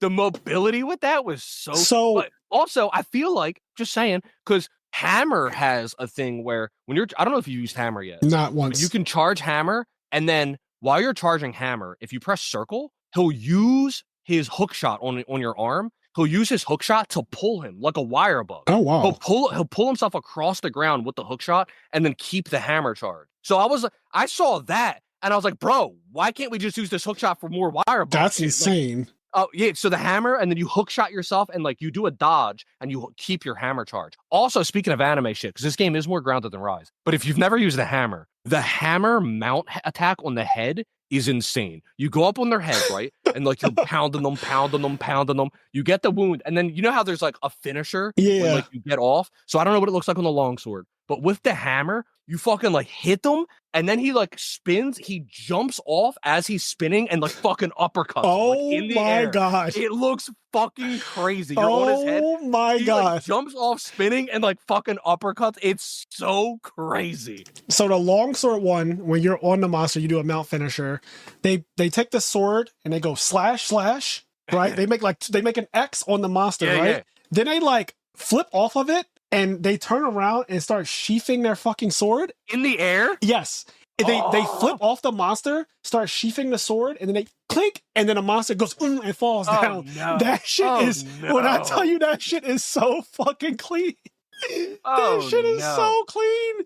Oh, bro, God, this game is amazing. Clean shit that you can do, man. Like, when I saw because the Greatsword one's cool, but it's like, the Greatsword one's similar to what you do when you just hit a wound anyway. Okay, I'm glad we feel the same way about this. The Greatsword one is not as cool as the other ones we're describing because they're unique, whereas you just drag it across the monster. And I was like, okay, that's something, but it's not a completely new thing. You know what I mean? Yeah, it's just very similar to what I already do. Right. So But my main is Greatsword, so I didn't realize how crazy they were. Oh, but my the secondary, Charge Blade? Have you played Charge Blade yet? Not really, no. The Charge I mainly Blade? have used just Greatsword and Hammer. Because like my Chocobo pouch has the hammer. Yeah. So the one day I was like, okay, I want to use a little bit more hammer, and then so I did the mounted attack with the hammer, and I was like jealous. I was like, bro, yeah, like why is it that I use different? hammer. But I was like, bro, how come Greatsword doesn't do some crazy shit like this? Longsword has a very unique one. Longsword has the super anime. It's the thing where like two people clash and then you sheath and then the person behind you dies. It literally is that.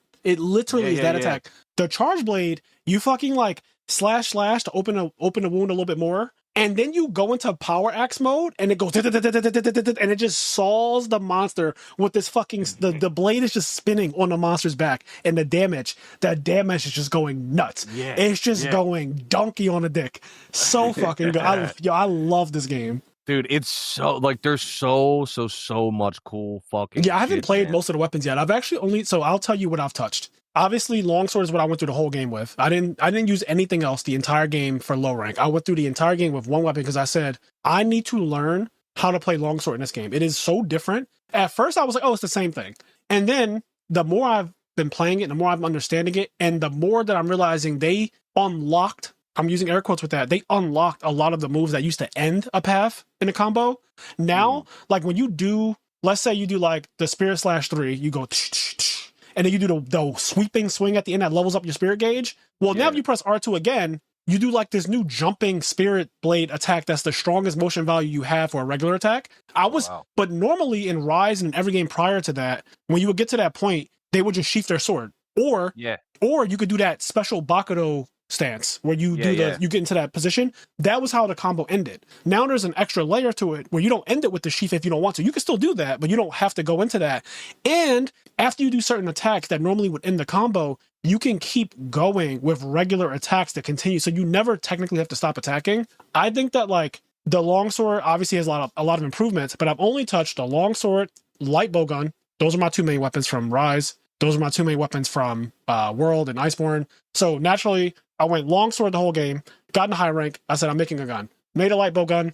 Gun still broken. So I longsword, light bow gun. Then I was like, okay, I want to try Charge Blade. I don't know what was calling to me. Something about Charge Blade was calling to me. I tried Charge Blade. Fell in love with Charge Blade. Then I said, let me make a greatsword. Then I made a greatsword. And those are the 4 weapons that I've used. Yeah, I've used a little bit of like some other weapons, but mostly just greatsword and hammer. And like something you just said reminded me is true in terms of like some combo enders are like kind of unlocked. Yeah. With hammer, basically anything you do, when you get to the end of any hammer combo, if you press triangle circle, you go into spinning bludgeon and you just start spinning and you go boom, boom, boom, boom, boom, boom. And then you hit triangle and do the golf swing. So like at the end of anything, like you do a fully charged like hammer attack, you press triangle circle and then you just start doing spinning bludgeon. Like the grounded one, not the air one. Yeah. That's so cool. So like all of Hammer's enders go into spinning bludgeon, which is really cool. So it's like an extra thing to add on top of it. Also, I don't know if you saw, Hammer has like a new like 4th charge. So like you charge the hammer. When you start going like this. And then you just start like going wild. Yeah. You just start swinging the fucking hammer and then like, wow, Is that an attack though when they start winding it up like that? Or is no. The wind up does nothing. Okay. Yeah.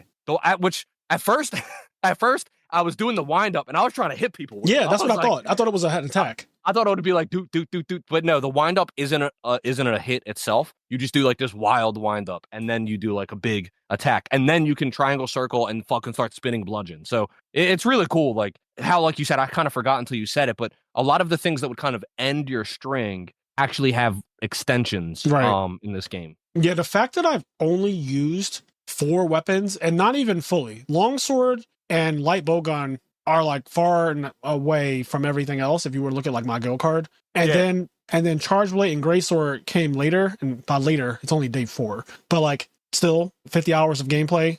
It might be higher than that, but at least 50 hours of gameplay so far, and only 4 weapons out of, was it 14 weapons or something? It's 14 weapons, 7 and 7. Yeah. So there's 10 other weapons that I've never touched, and every weapon is different. Like every single weapon is different from what it was. I want to try switch axe. I want to try insect glaive. I want to try sword and shield. I want to try dual blades. I want to try gun lance. The only weapon I don't plan to ever touch, and I never touched it in Rise, I never touched it in World, is lance. I will never play lance in any monster. Yeah, I'll never play lance in any monster in the game. That's just like a thing. Like I'm just gonna.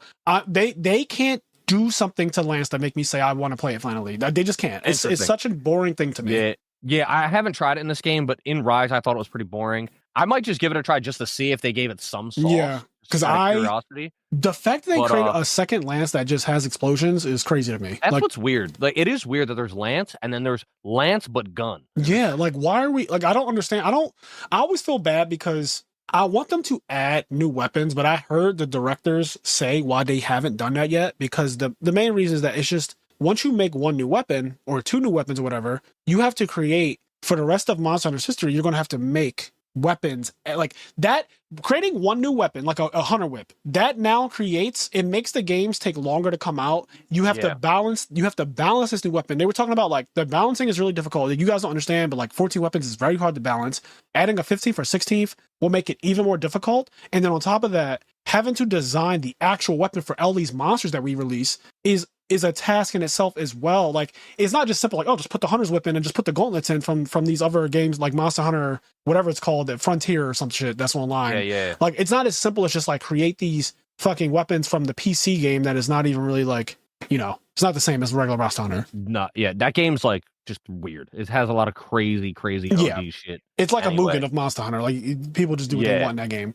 So I get why they are like reluctant to do it, but I do want a new weapon. The reason why I said this in conversation with the lance is because lance could go, and there will be a small pocket of people who will rage and be really upset, but I don't care. Like, we will never lose the greatsword. We will never lose the longsword. We will never lose the guns, the bow, the gun lance, the hammer, the sword and shield, the dual blades, the charge blade, the insect glaive.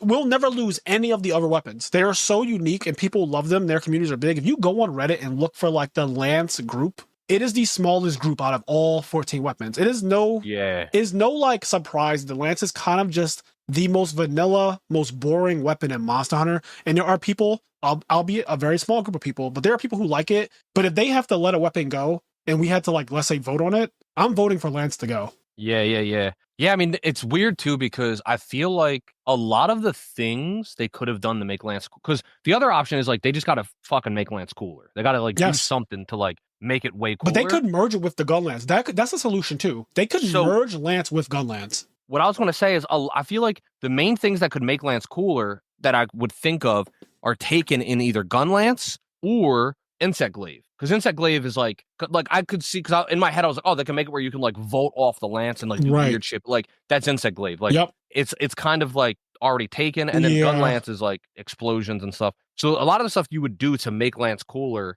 is already in the game in a different weapon. But I don't know. Yeah, they got to do something with the lance. They do. I don't know how to fix it. And this game, from what I understand, like, I haven't played with it at all, but just hearing how people were talking about it in other forums and stuff, it's still just lance. It's still triple poke lance. It's still triple poke block.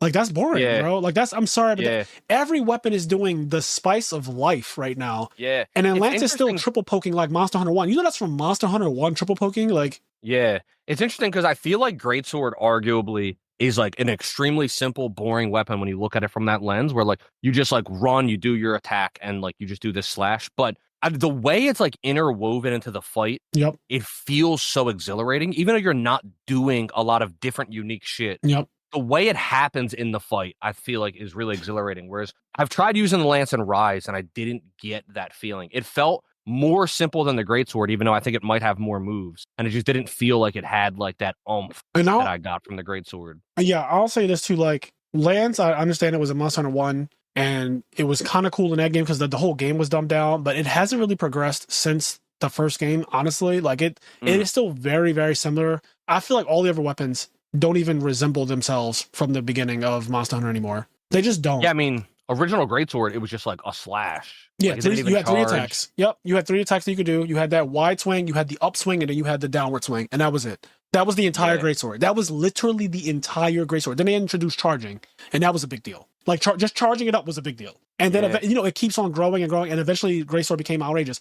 I would say Monster Hunter Rise and Sunbreak was made for longsword. The whole game was made with longsword in mind. I think Monster Hunter Wilds, the entire game was made with greatsword in mind. And the reason why I'm saying this about Wilds is because greatsword has all of the new mechanics. So weapons don't all have the same thing. Weapons don't all have the clash thing where you perfect time and you clash with the monster. Weapons don't all have the offset attack. Greatsword is one of the few weapons that actually has both. Yep. It might be the only weapon that has both, actually. Heavy bowgun has both. Sure. Heavy bowgun has both. So heavy bowgun and greatsword. It's only those two, though, that have both offset and a clash. So it's no secret that greatsword before longsword was the most popular weapon in Monster Hunter, and greatsword is always in the top conversation of most popular weapons when it's, just in general. It's always like a top 3 most popular weapon in Monster Hunter. It's been on the fucking front, like the cover art usually has a greatsword. The first weapon you start off with in Wilds, when she jumps in the air and grabs the greatsword from the fucking pouch, that is also, it's the flagship weapon of Monster Hunter. It's the first weapon you ever saw on Monster Hunter 1's cover. The first weapon you ever see is a gigantic fucking bone greatsword. That is the cover of Monster Hunter 1. And it's been a while since, I feel like the greatsword was the center focus of the game. Like, even in World, where World had, the True Charge Slash and all that stuff, that game still had a bunch of other crazy shit for the other weapons. Like, that's when Insect Glaive was, flying through the air for real and stuff like that. And, Light Bowgun became what it really is now. All the weapons got, so upgraded that, yes, Greatsword got the True Charge Slash, but it was the other weapons gained a lot more in terms of just, how fancy they got. Now with the offset and the clash integrated and turning your body in any direction during an attack, there's no weapon that has gained more benefit from that than the weapon that had the hardest time landing its best attack, which was greatsword. So it feels good. So that is why I think that Wilds was literally created from the ground up with greatsword specifically in mind, and then everything else sprouted from that. Yeah. That's how I see the game. Yeah. And I don't think there's anything wrong with that. I'm not saying it's a bad thing. I like the fact that these games, they focus really hard on a weapon or two as we want to introduce a new mechanic, but we need a basis for how this mechanic is going to apply to other weapons. Yeah. And so they looking at Greatsword, we'll give Greatsword these 2 new things, but is this too much? How can we give this to, let's say, Charge Blade? Okay, Charge Blade won't have an offset, but it will have the clash thing. And then Longsword won't have either of those things because Longsword can counter everything naturally, and it has its own song and dance, and it's been broken. We already gave Longsword too much, right? We've Rise and Sunbreak, we've already given it everything. We don't need to further improve it and give it something else. So it gets nothing. It actually gets nothing. But it is still an improvement because they gave it the move sets, the combos are different, and the focus strike is cool as shit, and it levels up the spirit focus strike still adds new shit to the game, right. You know what I mean, for it. Right, but it doesn't have these new mechanics that Greatsword has both. That's crazy. Greatsword has both of them. Greatsword is one of the only 2 weapons in the entire game that has actually both of them. Yeah, I think it's just those 2. I think you're right, because first of all, the weapon would have to be able to block. So that's one. It would have to be able to block, and it would have to be able to do an attack that's strong enough to offset something. And that makes sense that the Greatsword and the Heavy Bowgun would be both, because I know the Heavy Bowgun now has shield built into it. Yeah. It's just built in. You don't have to equip it anymore. I think Switch Axe and Hammer have an offset. Yeah, but they don't. They can't block. They never could. But yeah, they can't block. Sword and Shield, I assume, has the perfect parry, and I guess doesn't have an offset, but I don't know. I think it has an offset. The Shoryuken, I think, is an offset, maybe. And then I don't think it can do the clash thing because the shield is too small. Okay, maybe I'm not sure. I think it can't do. I could be wrong. For all I know, the sword and shield is the other weapon that can do both, but I don't think so. Yeah, I don't think so. Interesting is that I feel like in a similar way that Lance and Gun Lance, I feel like Sword and Shield and Charge Blade occupy a similar space where although I think Sword and Shield has a lot more going on than Lance. Sword and Shield's really cool and I like Sword and Shield. Yeah. But it is funny because it feels like Charge Blade is also Sword and Shield, but with fucking explosions. Yeah. But somehow the weapons feel so dissimilar to where they're warranted. Like like Charge Blade morphing into a greatsword at will is like a really unique thing. And then also the Super M Elemental Discharge is probably like the most anime-esque thing next to longsword stuff. Like it's such a cool ass attack. Then the Sword and Shield has the unique thing where you can use items while your weapon's drawn. And that's like game breaking. It's like, bro, I can drink a potion while my weapon's out. Yeah.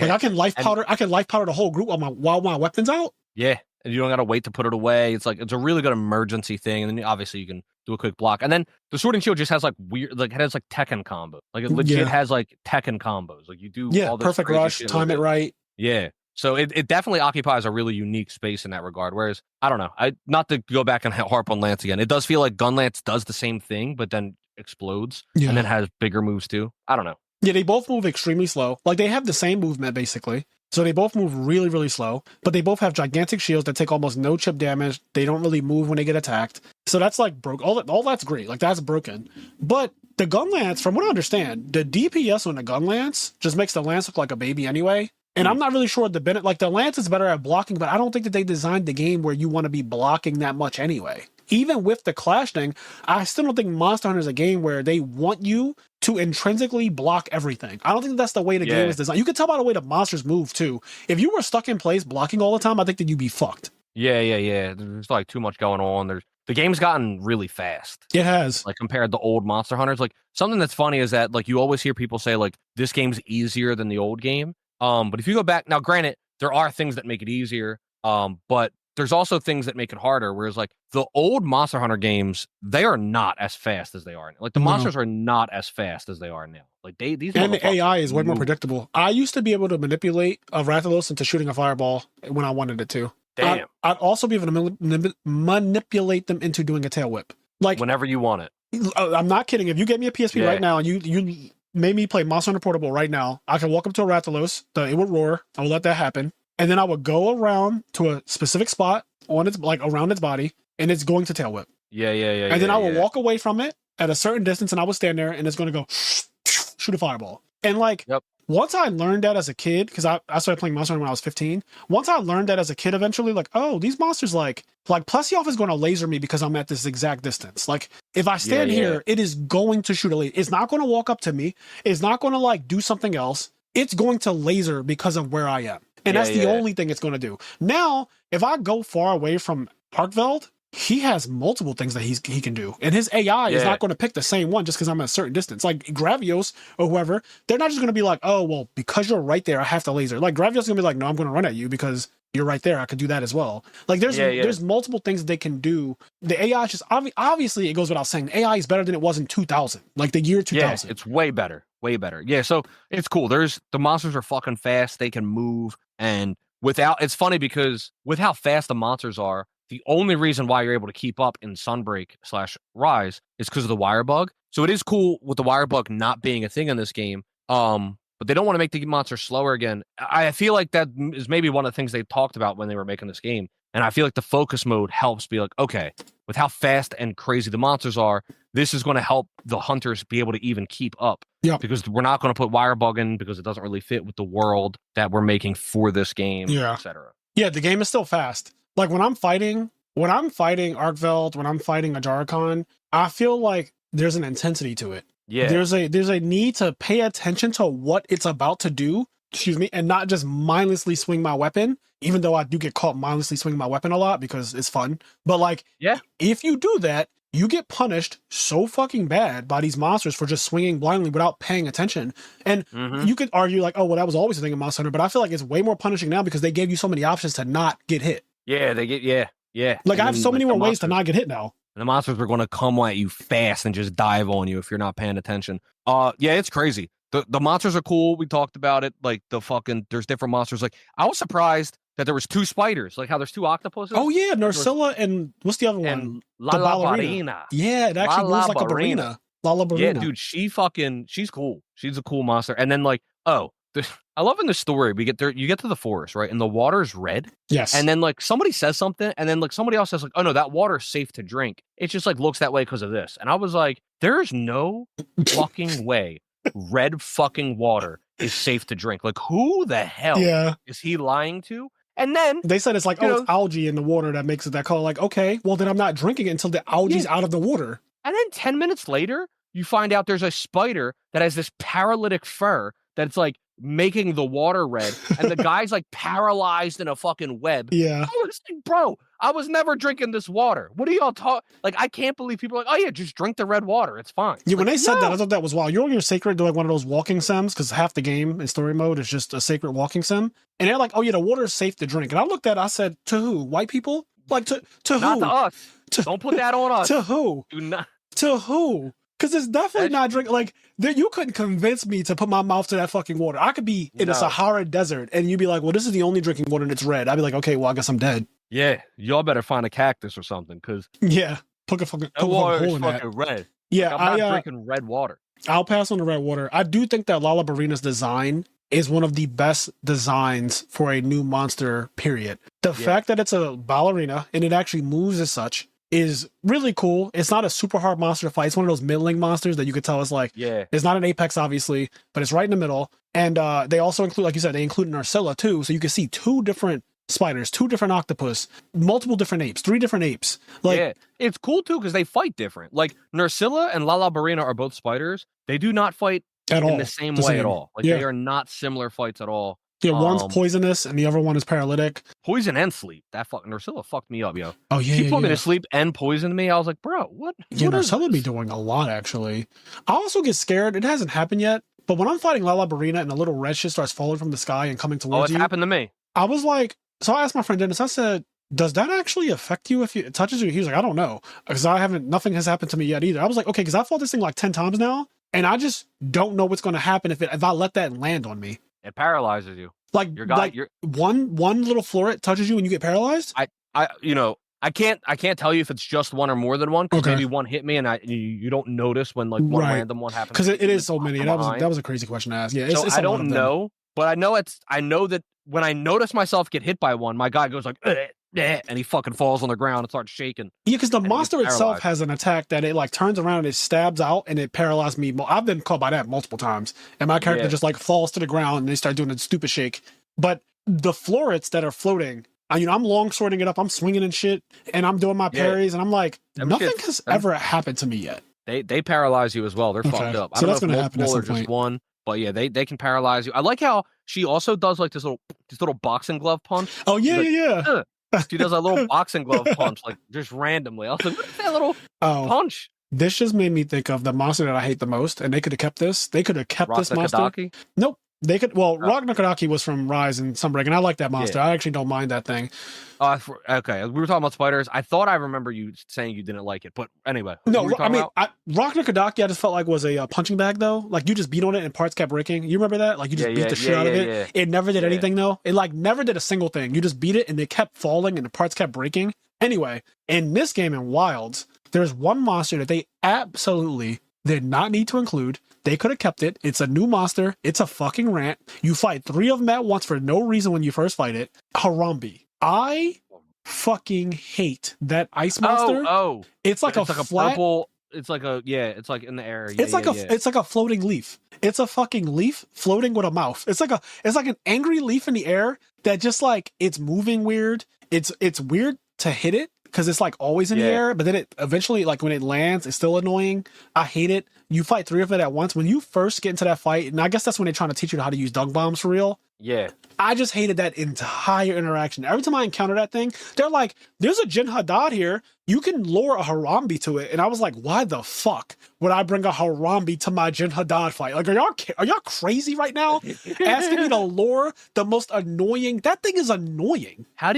So that's something I want to learn how to do. I don't know. Is there like a way to like specifically lure monsters? Because I've been trying to figure this out too. They'll be like, if you lure the monster to this spot, you can do certain things to it, but I don't know how to do that. I'm not even joking. I have no idea. Yeah, not even just like a spot. Like sometimes like the map would be like there's an outbreak of like parrots right in the spot. So there's like a lot of paratoads somewhere. And so I'm like, oh dude, it'd be really cool if I'm fighting this Raytheon. But like I lure it to the spot where there's an outbreak of paratoads. That way I can fight it and I can use the environment to paralyze them and do like I want to do shit like that, but I don't really know how. Have you tried to do stuff like that to get on your sacred, shoot it with something in the face and see if that does it? I mean, I've done that with like getting it to just come into like my pitfall trap, but I don't think I really tried doing that to like bring it to new areas, but I can try that. Yeah, try that tonight. Like, try to get on your sacred specifically, shoot the monster in the face, and then start running away from it and see if that brings it to you. I don't know, but I have a hunch that that's how you do it. Okay. I just have like a weird, like, as I'm speaking, I'm just getting like a weird hunch that it has something to do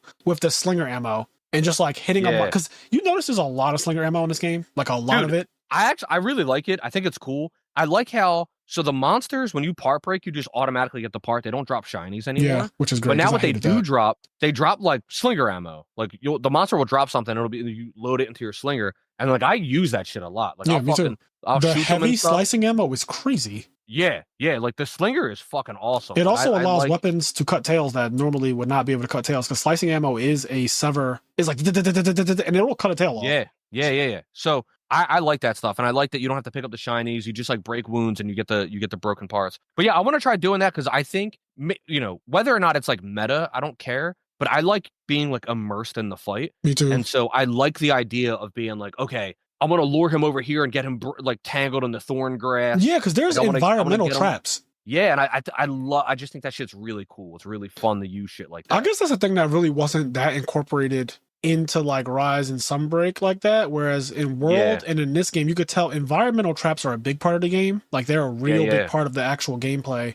And so yeah, you're right. Luring a monster to a specific spot, because you were saying how like it's kind of hard to mount. I agree. I don't really mount unless I jump off my sacred. So if the monster changes area, I'm like, okay, good. Because when I arrive, I'll jump off my sacred and attack it. But if the monster doesn't change area, I kind of never mount it because it doesn't give me an opportunity. Like, I could get on my sacred and just jump on it, but a lot of times I'm just like, I'd rather not keep doing that. Fight. I'd rather just keep fighting it. So that's kind of what I'm wondering. But I do want to lure them for multiple reasons. That's facts. I want to know if that's a thing. Also, did you notice there's paintballs in the inventory? Yes. I don't understand what they do. Me either. I've never equipped it. Everything's marked on the map anyway. And then, like, I know, like, for example, from playing, like, GU, I know that before you had to, like, paintball a monster to even be able to track it on the map. But, like, you just try, like, everything should, I don't know what paintballs do in this game. Because, like, everything's trackable already without you paintballing it. So I wonder, going back to the luring them thing, I wonder if getting on your sacred and equipping the paintball that you always have and shooting the monster with it is, like, a way to lure them. Maybe. Because it's not, it will never make a monster flinch. You know how, like, if you shoot a rock burst at them, they'll flinch? Yeah. If you shoot, like, anything at them, they'll kind of flinch. Like, dragon ammo, shit like that. You can flinch them, like frost pods and all that. But I think paintball, I've never shot it, but I can't imagine that paintball flinches them, even if you shoot them in the face. It probably is just enough to annoy them, where they, like, I'm gonna, like, you fucking shot me with paint, I'm gonna find you now. Yeah, that's possible. So maybe that's what it's for. Like, Dung Bomb, we know what it does. It doesn't make them flinch. It makes them leave. The paintball's in my inventory, but I never understood why. And I was like, this is a useless item, but it probably is to lure them. Yeah, maybe. I'll try, like, messing with it and stuff and see if I can figure something out. Because, yeah, that's really cool stuff that I want to utilize more. I also like that we're figuring things out. We still don't know how to fully play this game. Yeah. No, we don't. Like, I love... This isn't like necessarily anything to do with traps, but it made me think of it because of like a trap the monster does. But I love when the Balahara makes like a stand whirlpool.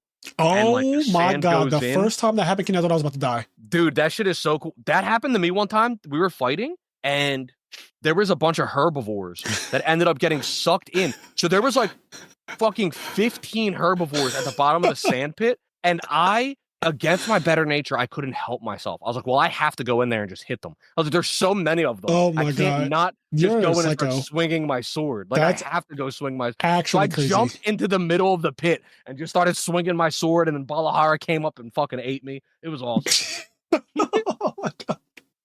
Now Balahara came up and fucking ate me. I was like, what is this idiot doing? Yeah, like, what the fuck? Dude, I love Giuseppe. Speaking of idiots. Oh, I love that monster. That's an old school monster. Monster Hunter 1. I love that he can flashbang you. He can poison you. Yep. His tail extends super he has long. Gomo no for real. Yeah. And then I love how he plays dead. And then you can carve him while he's playing dead. You can get a fucking carve off his dumbass. That was in the old game tries too. To slap you. Like, it's so funny. Like, it's such a I wonder if that attack still damn near kills you like it used to. In the original game, when he did the wake up attack, when he played dead and you thought that he was dead, if you were next to him when he did that get up thing, it hit you and took 90% of your health. And if you took any damage before that, you were dead. Yeah. I think because I got hit by it once, it didn't do because you don't fight him until high rank. And granted, he is made stronger because he's a high rank monster, but I just feel like but he's at the he hit me and it beginning. did a lot of damage, but like it didn't freak really you out. feel like I was going to get one shot. So, like, for example, I love how the game knows when you're going to die because the fucking health bar turns red and starts freaking out. It's like, oh, fuck. Yeah, so there's probably a YouTube video that you could see if you go to like Monster Hunter Monster Hunter 3rd, Monster Hunter 2nd, whatever. Go to one of those games. Look at Gypsero's get up attack killing people. There's probably a compilation video or something, or just like a video of somebody dying. Yeah. It was so like a common thing to have noobs walk up to it and keep attacking it or try to carve it or do whatever, and then it wakes up and it just takes all your health. Like I'm talking about, like they programmed it to take all your health. I love it. Yeah, I love it. It's so funny. Oh man, I'm scared to get next to it now. What a cool monster. Yeah, the way they introduced the old monsters in, like after the story was over, was really cool. And like, yeah, I like the explanation too. They were like, now that the environment has opened up because that thing is not siphoning the energy anymore, the energy is able to free flow, so it's making plenty, like it's making a season of plenty everywhere. Yeah. And that's attracting more species. Like Cuckoo being in the game was crazy. Yeah. I can't wait because I don't think he's in the game yet. I'm like 90% sure he's not in the game, but I would love if like they add like Valstrax and I'm just like on a hunt with like people who's this is their new game. Like I said, I have friends where like my friend Bill, he's never played Monster Hunter before this one, so he doesn't know about like ambush monsters. I just want us to be on a hunt one day, and then I hear like boom, and like and then you can look in the air and see the red star, and he fucking fucking comes down and explodes. It would look so crazy in this game because another thing. The elements in this game look so fucking cool. Nuts.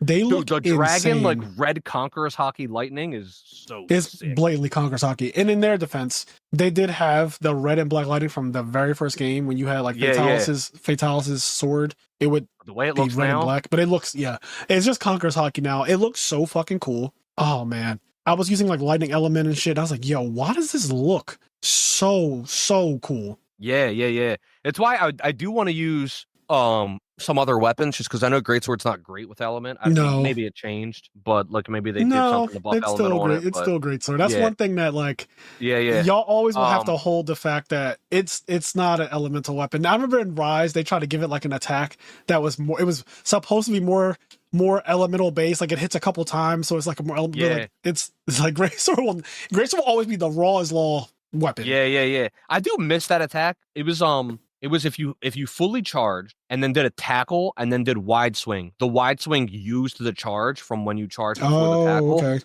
And then you would swing and like doom, and it would like hit through them. Yeah. It was just like a fun attack to use. Yeah. Now it doesn't do that. I would like for it to do that again, even regardless of whether or not it's element based. It's just a fun attack to use. Yeah. But yeah, elements are really cool. Weapons are still like based on that. So like dual blades are the king of element, as they always are. Longsword is great with both raw and element, just by nature of it. Switch axe is super cool with element. Yep, because you can choose. Crazy. Switch axe and charge blade is funny enough. They're both like slower weapons, heavy weapons, but both of them are considered elemental weapons too. Because elemental file is really powerful in every Monster Hunter game, and then Switch Axe has element files as well. And when you do like you do your zero sum discharge thing, you're on a monster. It's just ticking element constantly. Tick, tick, tick, tick, tick, tick, tick. Yeah, that move is sick. That move is so. I know that was Connie's weapon back in Rise. Yeah. She still uses it. Her main two weapons have been like Switch Axe and Hammer. I heard the Switch Axe got a lot of buffs and stuff too. It has a counter. Yeah, I know it has an offset. I don't know if it has a counter. I don't know if that's what people are calling a counter. But I know it has an offset. I think maybe it has a counter as well. Yeah, I think it has like an actual thing. Because so in some break they introduced an actual counter with the wire bug to it that was broken as fuck, and a lot of people were worried they would lose that, but they just gave it that. They basically gave it that move as just like it's just built into the weapon now. Yeah. My friend Ty, who's a Switch Axe main, was telling me, because he played all 3 betas, and he was telling me how broken the fucking counter is, and he was like, bro, you don't understand, like that counter is insane, the damage it does. And then the full release slash, I think is called, or maybe I think it's called the full release slash, because there's the spirit release slash, which is what the longsword does at the end of like your helm splitter. You do that crazy ass anime attack, but then there's like a full release slash with the Switch Axe that is the strongest. It's the strongest move that it has. It might have hyper armor the way the longsword has hyper armor for no reason, and it's like apparently the motion value on it is crazy. Like it's just like this weapon, this will probably get nerfed type vibe. Yeah. That's awesome though. I love it, man. I need to use the switch axe more because that was kind of my third weapon in Rise. Like it's a great sword with extra steps. Yeah, I do great sword, hammer, and then like my third most used weapon was switch axe. All heavies. Although it was, I mean, guys, what can I do? It's a lifestyle. But it is a lifestyle, bro.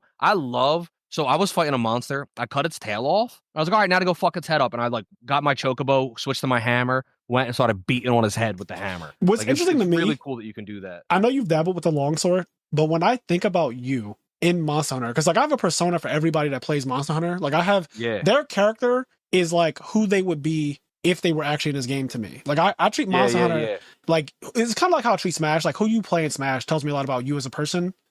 The way you play Monster Hunter, granted, like you've only really played 2 Monster Hunter games seriously, and it's Rise, the last one, and this one are like the main 2 that like you really, really are going to go crazy on. But well, I should say mainly the ones that I've played with you, I should say.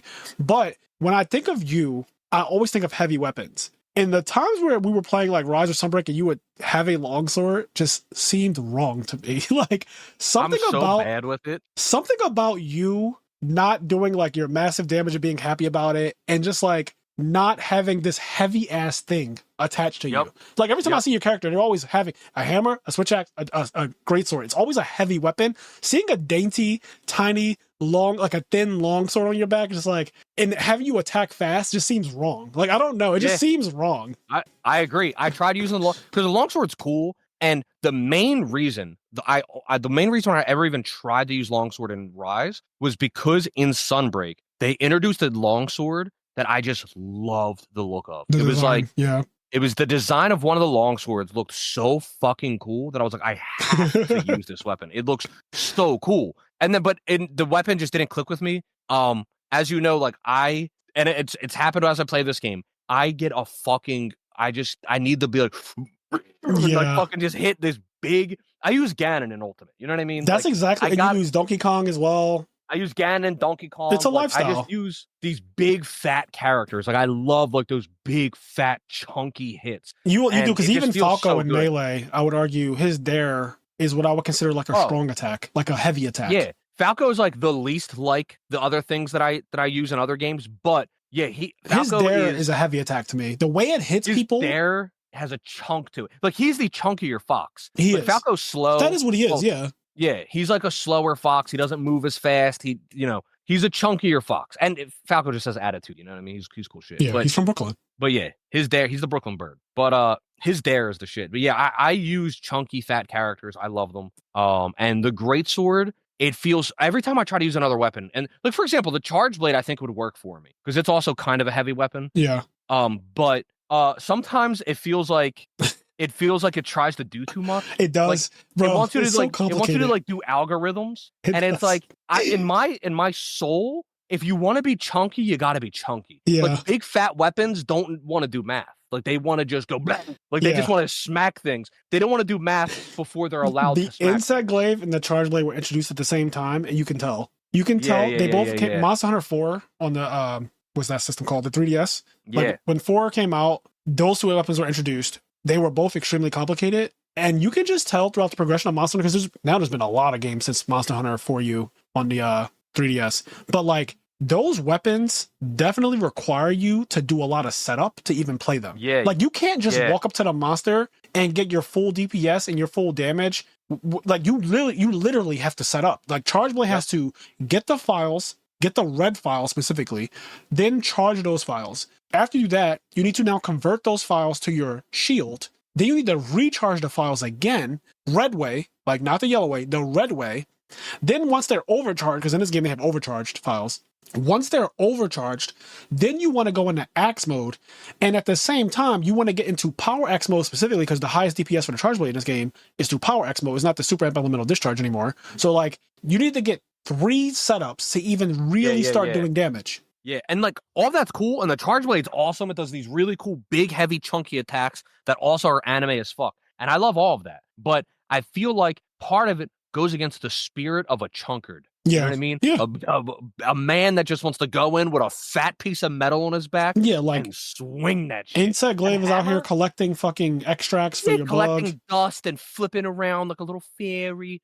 No, get the fuck out of here, bro. I got this hammer. and I'm gonna fucking charge it up, and then I'm gonna swing it over my head like a goddamn lunatic, and then bang and smack you with it. Like that, I fucking love it. Yeah, some weapons have it all. Like attacks. Like greatsword has it all. Longsword has it all. Light bow gun has it all. Like some weapons just they start the fight and they're broken from frame one. Like longsword, as soon as the monster roars, I'm upgrading. I'm stronger now. Like the monster roars and I counter it with a force light slash, and it's like you hear that ding, and then all of a sudden my character's been upgraded immediately. And then they do another attack and then I parry that, and it's like now I'm upgraded again. And then once they put you in red, once they put the longsword in red, it's like, oh, well now I'm playing weeb stick on crazy mode.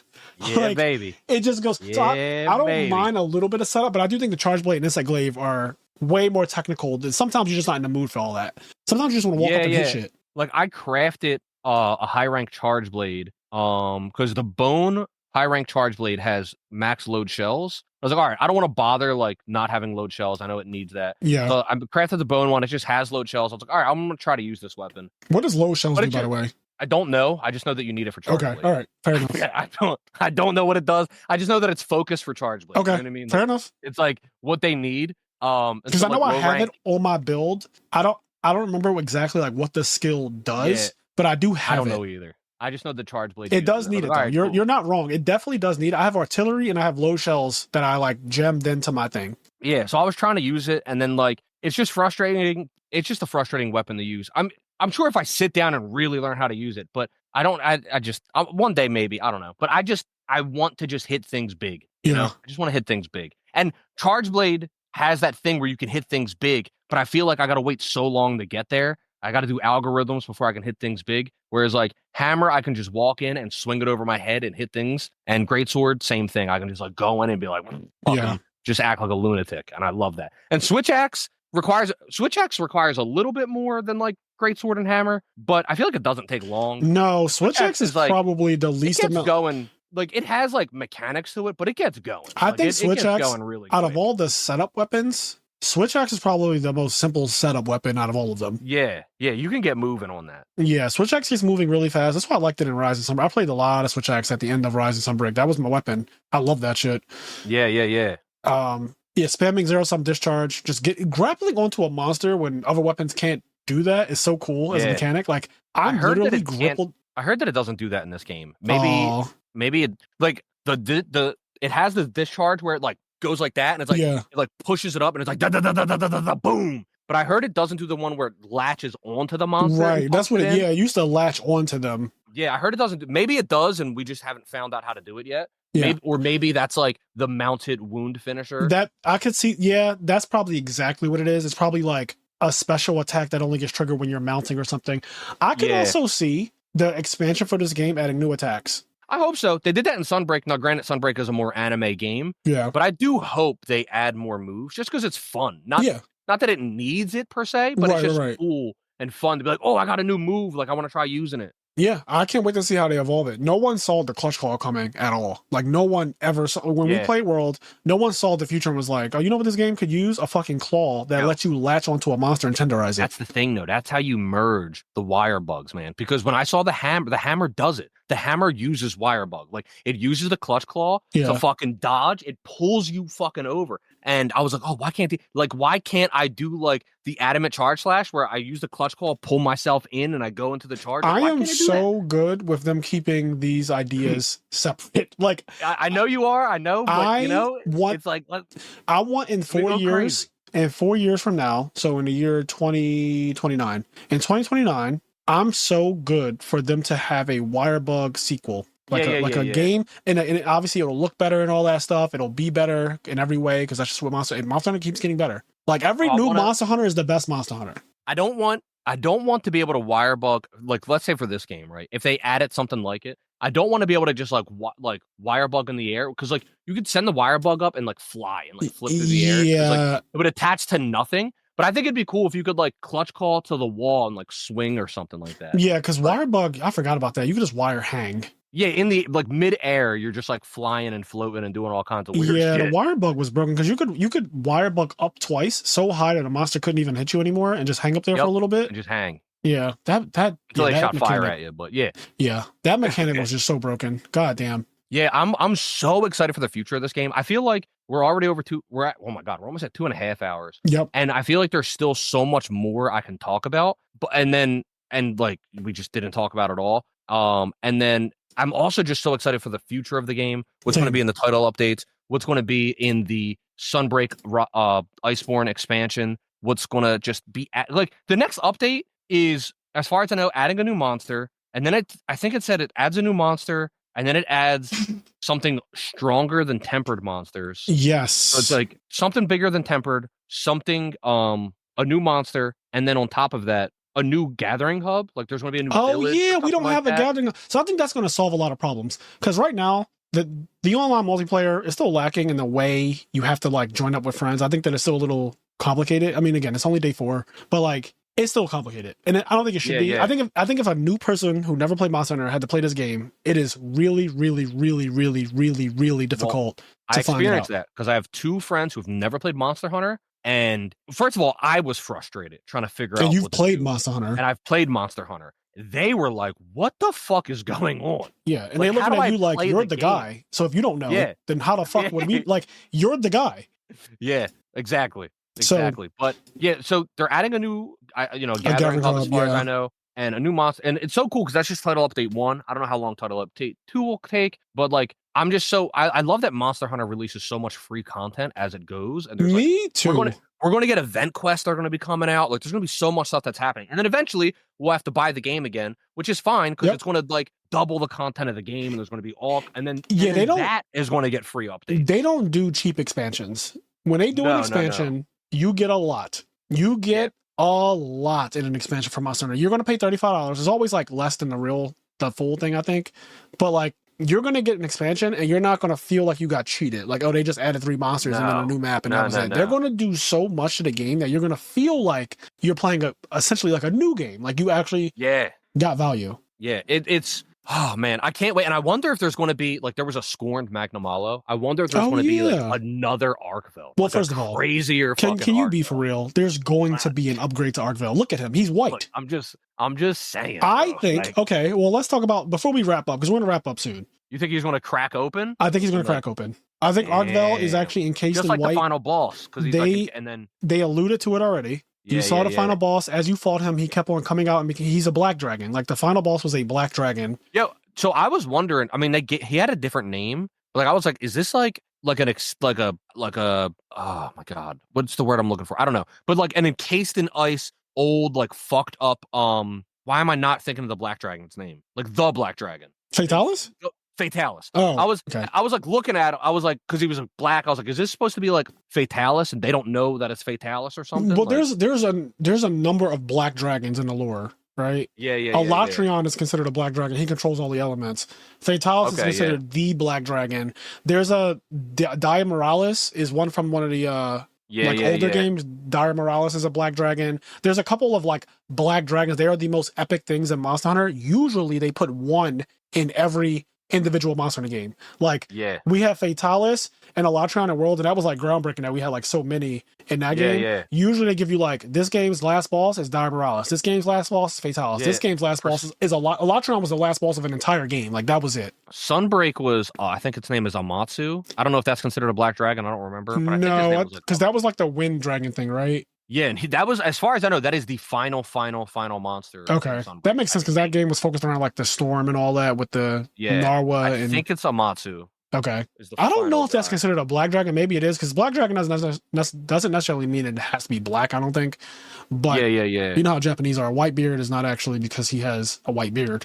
Yeah. Also. Yeah, I mean, Rise was like my first big Monster Hunter game, so there's some monsters that like I'm nostalgic for that I hope to see that maybe I won't, but like I would like to see a Bushi. You know what I mean? Like I think it'd be cool. Yeah, see, I wonder if they fit into the way. I don't think we'll see those only because those are so stylistic to that Chinese. Like that game was very like Chinese inspired. You could clearly tell that they had a Chinese festival. They had the lanterns and stuff like that. It just gave like very Chinese vibes. I don't, and even the dragons, those were Chinese dragons, right? So like like a Gyarados, they were like, you were fighting fucking like Gyarados like dragons. I don't think we'll see those just because the style, I don't think it fits this game. But it could start raining one day and we go out in the wild and you see a fucking Narwa come out, and I would be like, yo. I do agree. I don't think we'll see a Bushi and Narwa. Also, Narwa's fight, they made it so that you have to use all these gimmicks. Now they could change whatever rule they want. Yeah. But Narwa's fight is like really gimmicky, whereas Ibushi's wasn't as much. Yeah. But I do think there's no reason why we can't see Magnamalo. You know what I mean? I think Magnamalo was fine. I think a lot of those monsters are fine, unless they do want to keep, like, I don't know what the future, the roadmap looks like for Monster Hunter as a franchise, but there are 2 dev teams. There's been 2 dev teams for a while now. And I think that now that we're seeing a prequel, like this is the first like prequel Monster Hunter, right? This is a direction I think they're going to go in. If in 4 years we get the sequel, I'm sorry, not prequel, sequel. If we get a sequel to Rise and Sunbreak, that will confirm what I thought, is that we're going to have these 2 separate multiverses that just branch out. I'm fine with. And monsters will be kept separate because you'll be like, damn, I can't wait to play this game because I want to fight this again. Like this, I haven't fought this in 4 years because it was in this game. You know, like it'll be like that. Yeah. Well, they gave us Velkhana and Rise, so I don't know, but some monsters. Rathalos is in every single game. There's some monsters that they have overlap and they're fine to put in every game or like multiple games. But then there's some that are just so stylistic to that game that like I can't see that being brought into this one. There's probably more from Rise that I can't think on top of my head, but like there's probably more. Like I don't think we're going to get Malzeno. He teleports. Malzeno is. I don't think we'll get Malzeno in Wild because just like look at how he fights. Like he like drains your blood and stuff. It's like a very. But Valhazak from World, I think he's going to return. Yeah, like I don't know who that is, but okay, Valhazak. There's going. No, I wasn't saying you had to stop talking about it. I was just saying I don't know who he is. No, I mean it's just an Elder Dragon, but it's a stylistic Elder Dragon that we did not get in Rise and Sunbreak that existed. Like it was, like I think Teostra and Lunastra will be in this game. I think in Wilds they'll be, and they're pretty much in everyone, right? Yeah, but Teostra, Kushala, and Chameleos are like in almost all of them. I think they're like the main 3. Yeah, yep. Chameleos wasn't in a couple because invisibility was hard to code. They said in certain ones, so like he kind of skipped a couple games, but he is in more games than not. Yeah. And then I've heard of Lunastra, but I've never fought her. Oh shit, Lunastra wasn't in Rise, huh? No. There wasn't a blue Teostra in there? I don't think so. Huh. Not that I can remember. I don't remember Lunastra. No, you're probably right. I just assume because whenever I see Teo, I always naturally think Luna. But there have been multiple games where Teo's in it and Luna's not in it. Yeah, like I don't think she's in the game. She didn't come until, now that you say that, Lunastra I think was new for Iceborne. I don't think Lunastra was in World. I think Lunastra's an Iceborne monster. Like Volcana, Lunastra, Beetlejuice. Like that thing, those are World. Those are like Iceborne monsters and not World monsters. I'm pretty sure. Yeah. I can't wait for him, dude. Once again, he's in the game. I don't know. He will be. But he's another like invasion monster. Yeah. I just would love like you're in a fight and then he those beard bombs come down. And you're like fuck. Because the way I'm looking at it, World and Rise, right? They had both Devil Joe, both Beetlejuice in them, and so I think that those will just be like. Wait, Devil Joe is in Rise? Was he not? I don't remember Devil Joe in Rise. I could be completely wrong. I think Devil Joe's in Rise and Sunborn. Right? Maybe. Hold on. Devil Joe, Monster Hunter Rise. Yeah, he's in there. Is a brute wyvern that's known for its violent... Wait, hold on. This might be just like the wiki. No, that's some AI shit. Oh, that is AI, yeah. Hold on. Monster Hunter Now, Monster Hunter World. Is Devil Joe really not in Rise? I don't remember Devil Joe being in Rise. Sunbreak. You might be right. Yeah, I don't think Devil Joe is a monster in Monster Hunter Rise Sunbreak. It is a super predator that is known for being aggressive. That's what the AI says. But Devil Joe is in Sunbreak Pro and Noob 2023. Okay, wait, I'm going to mute this tab and then I'm going to, how do I mute the tab? I'm going to open this video. Sorry if this plays out loud. Oh yeah, it's in there. If what I'm looking at is, wait, what is this that I'm looking at? This is Sunbreak. This is the Devil Joe right there. How do you spell Devil? Yeah, JHO. On the wiki, he's not listed unless I'm crazy. That might be a mod. No, I can't hear the audio from this, so I don't. This Devil Joe versus Scorned Magnamalo Turf War in Sunbreak is.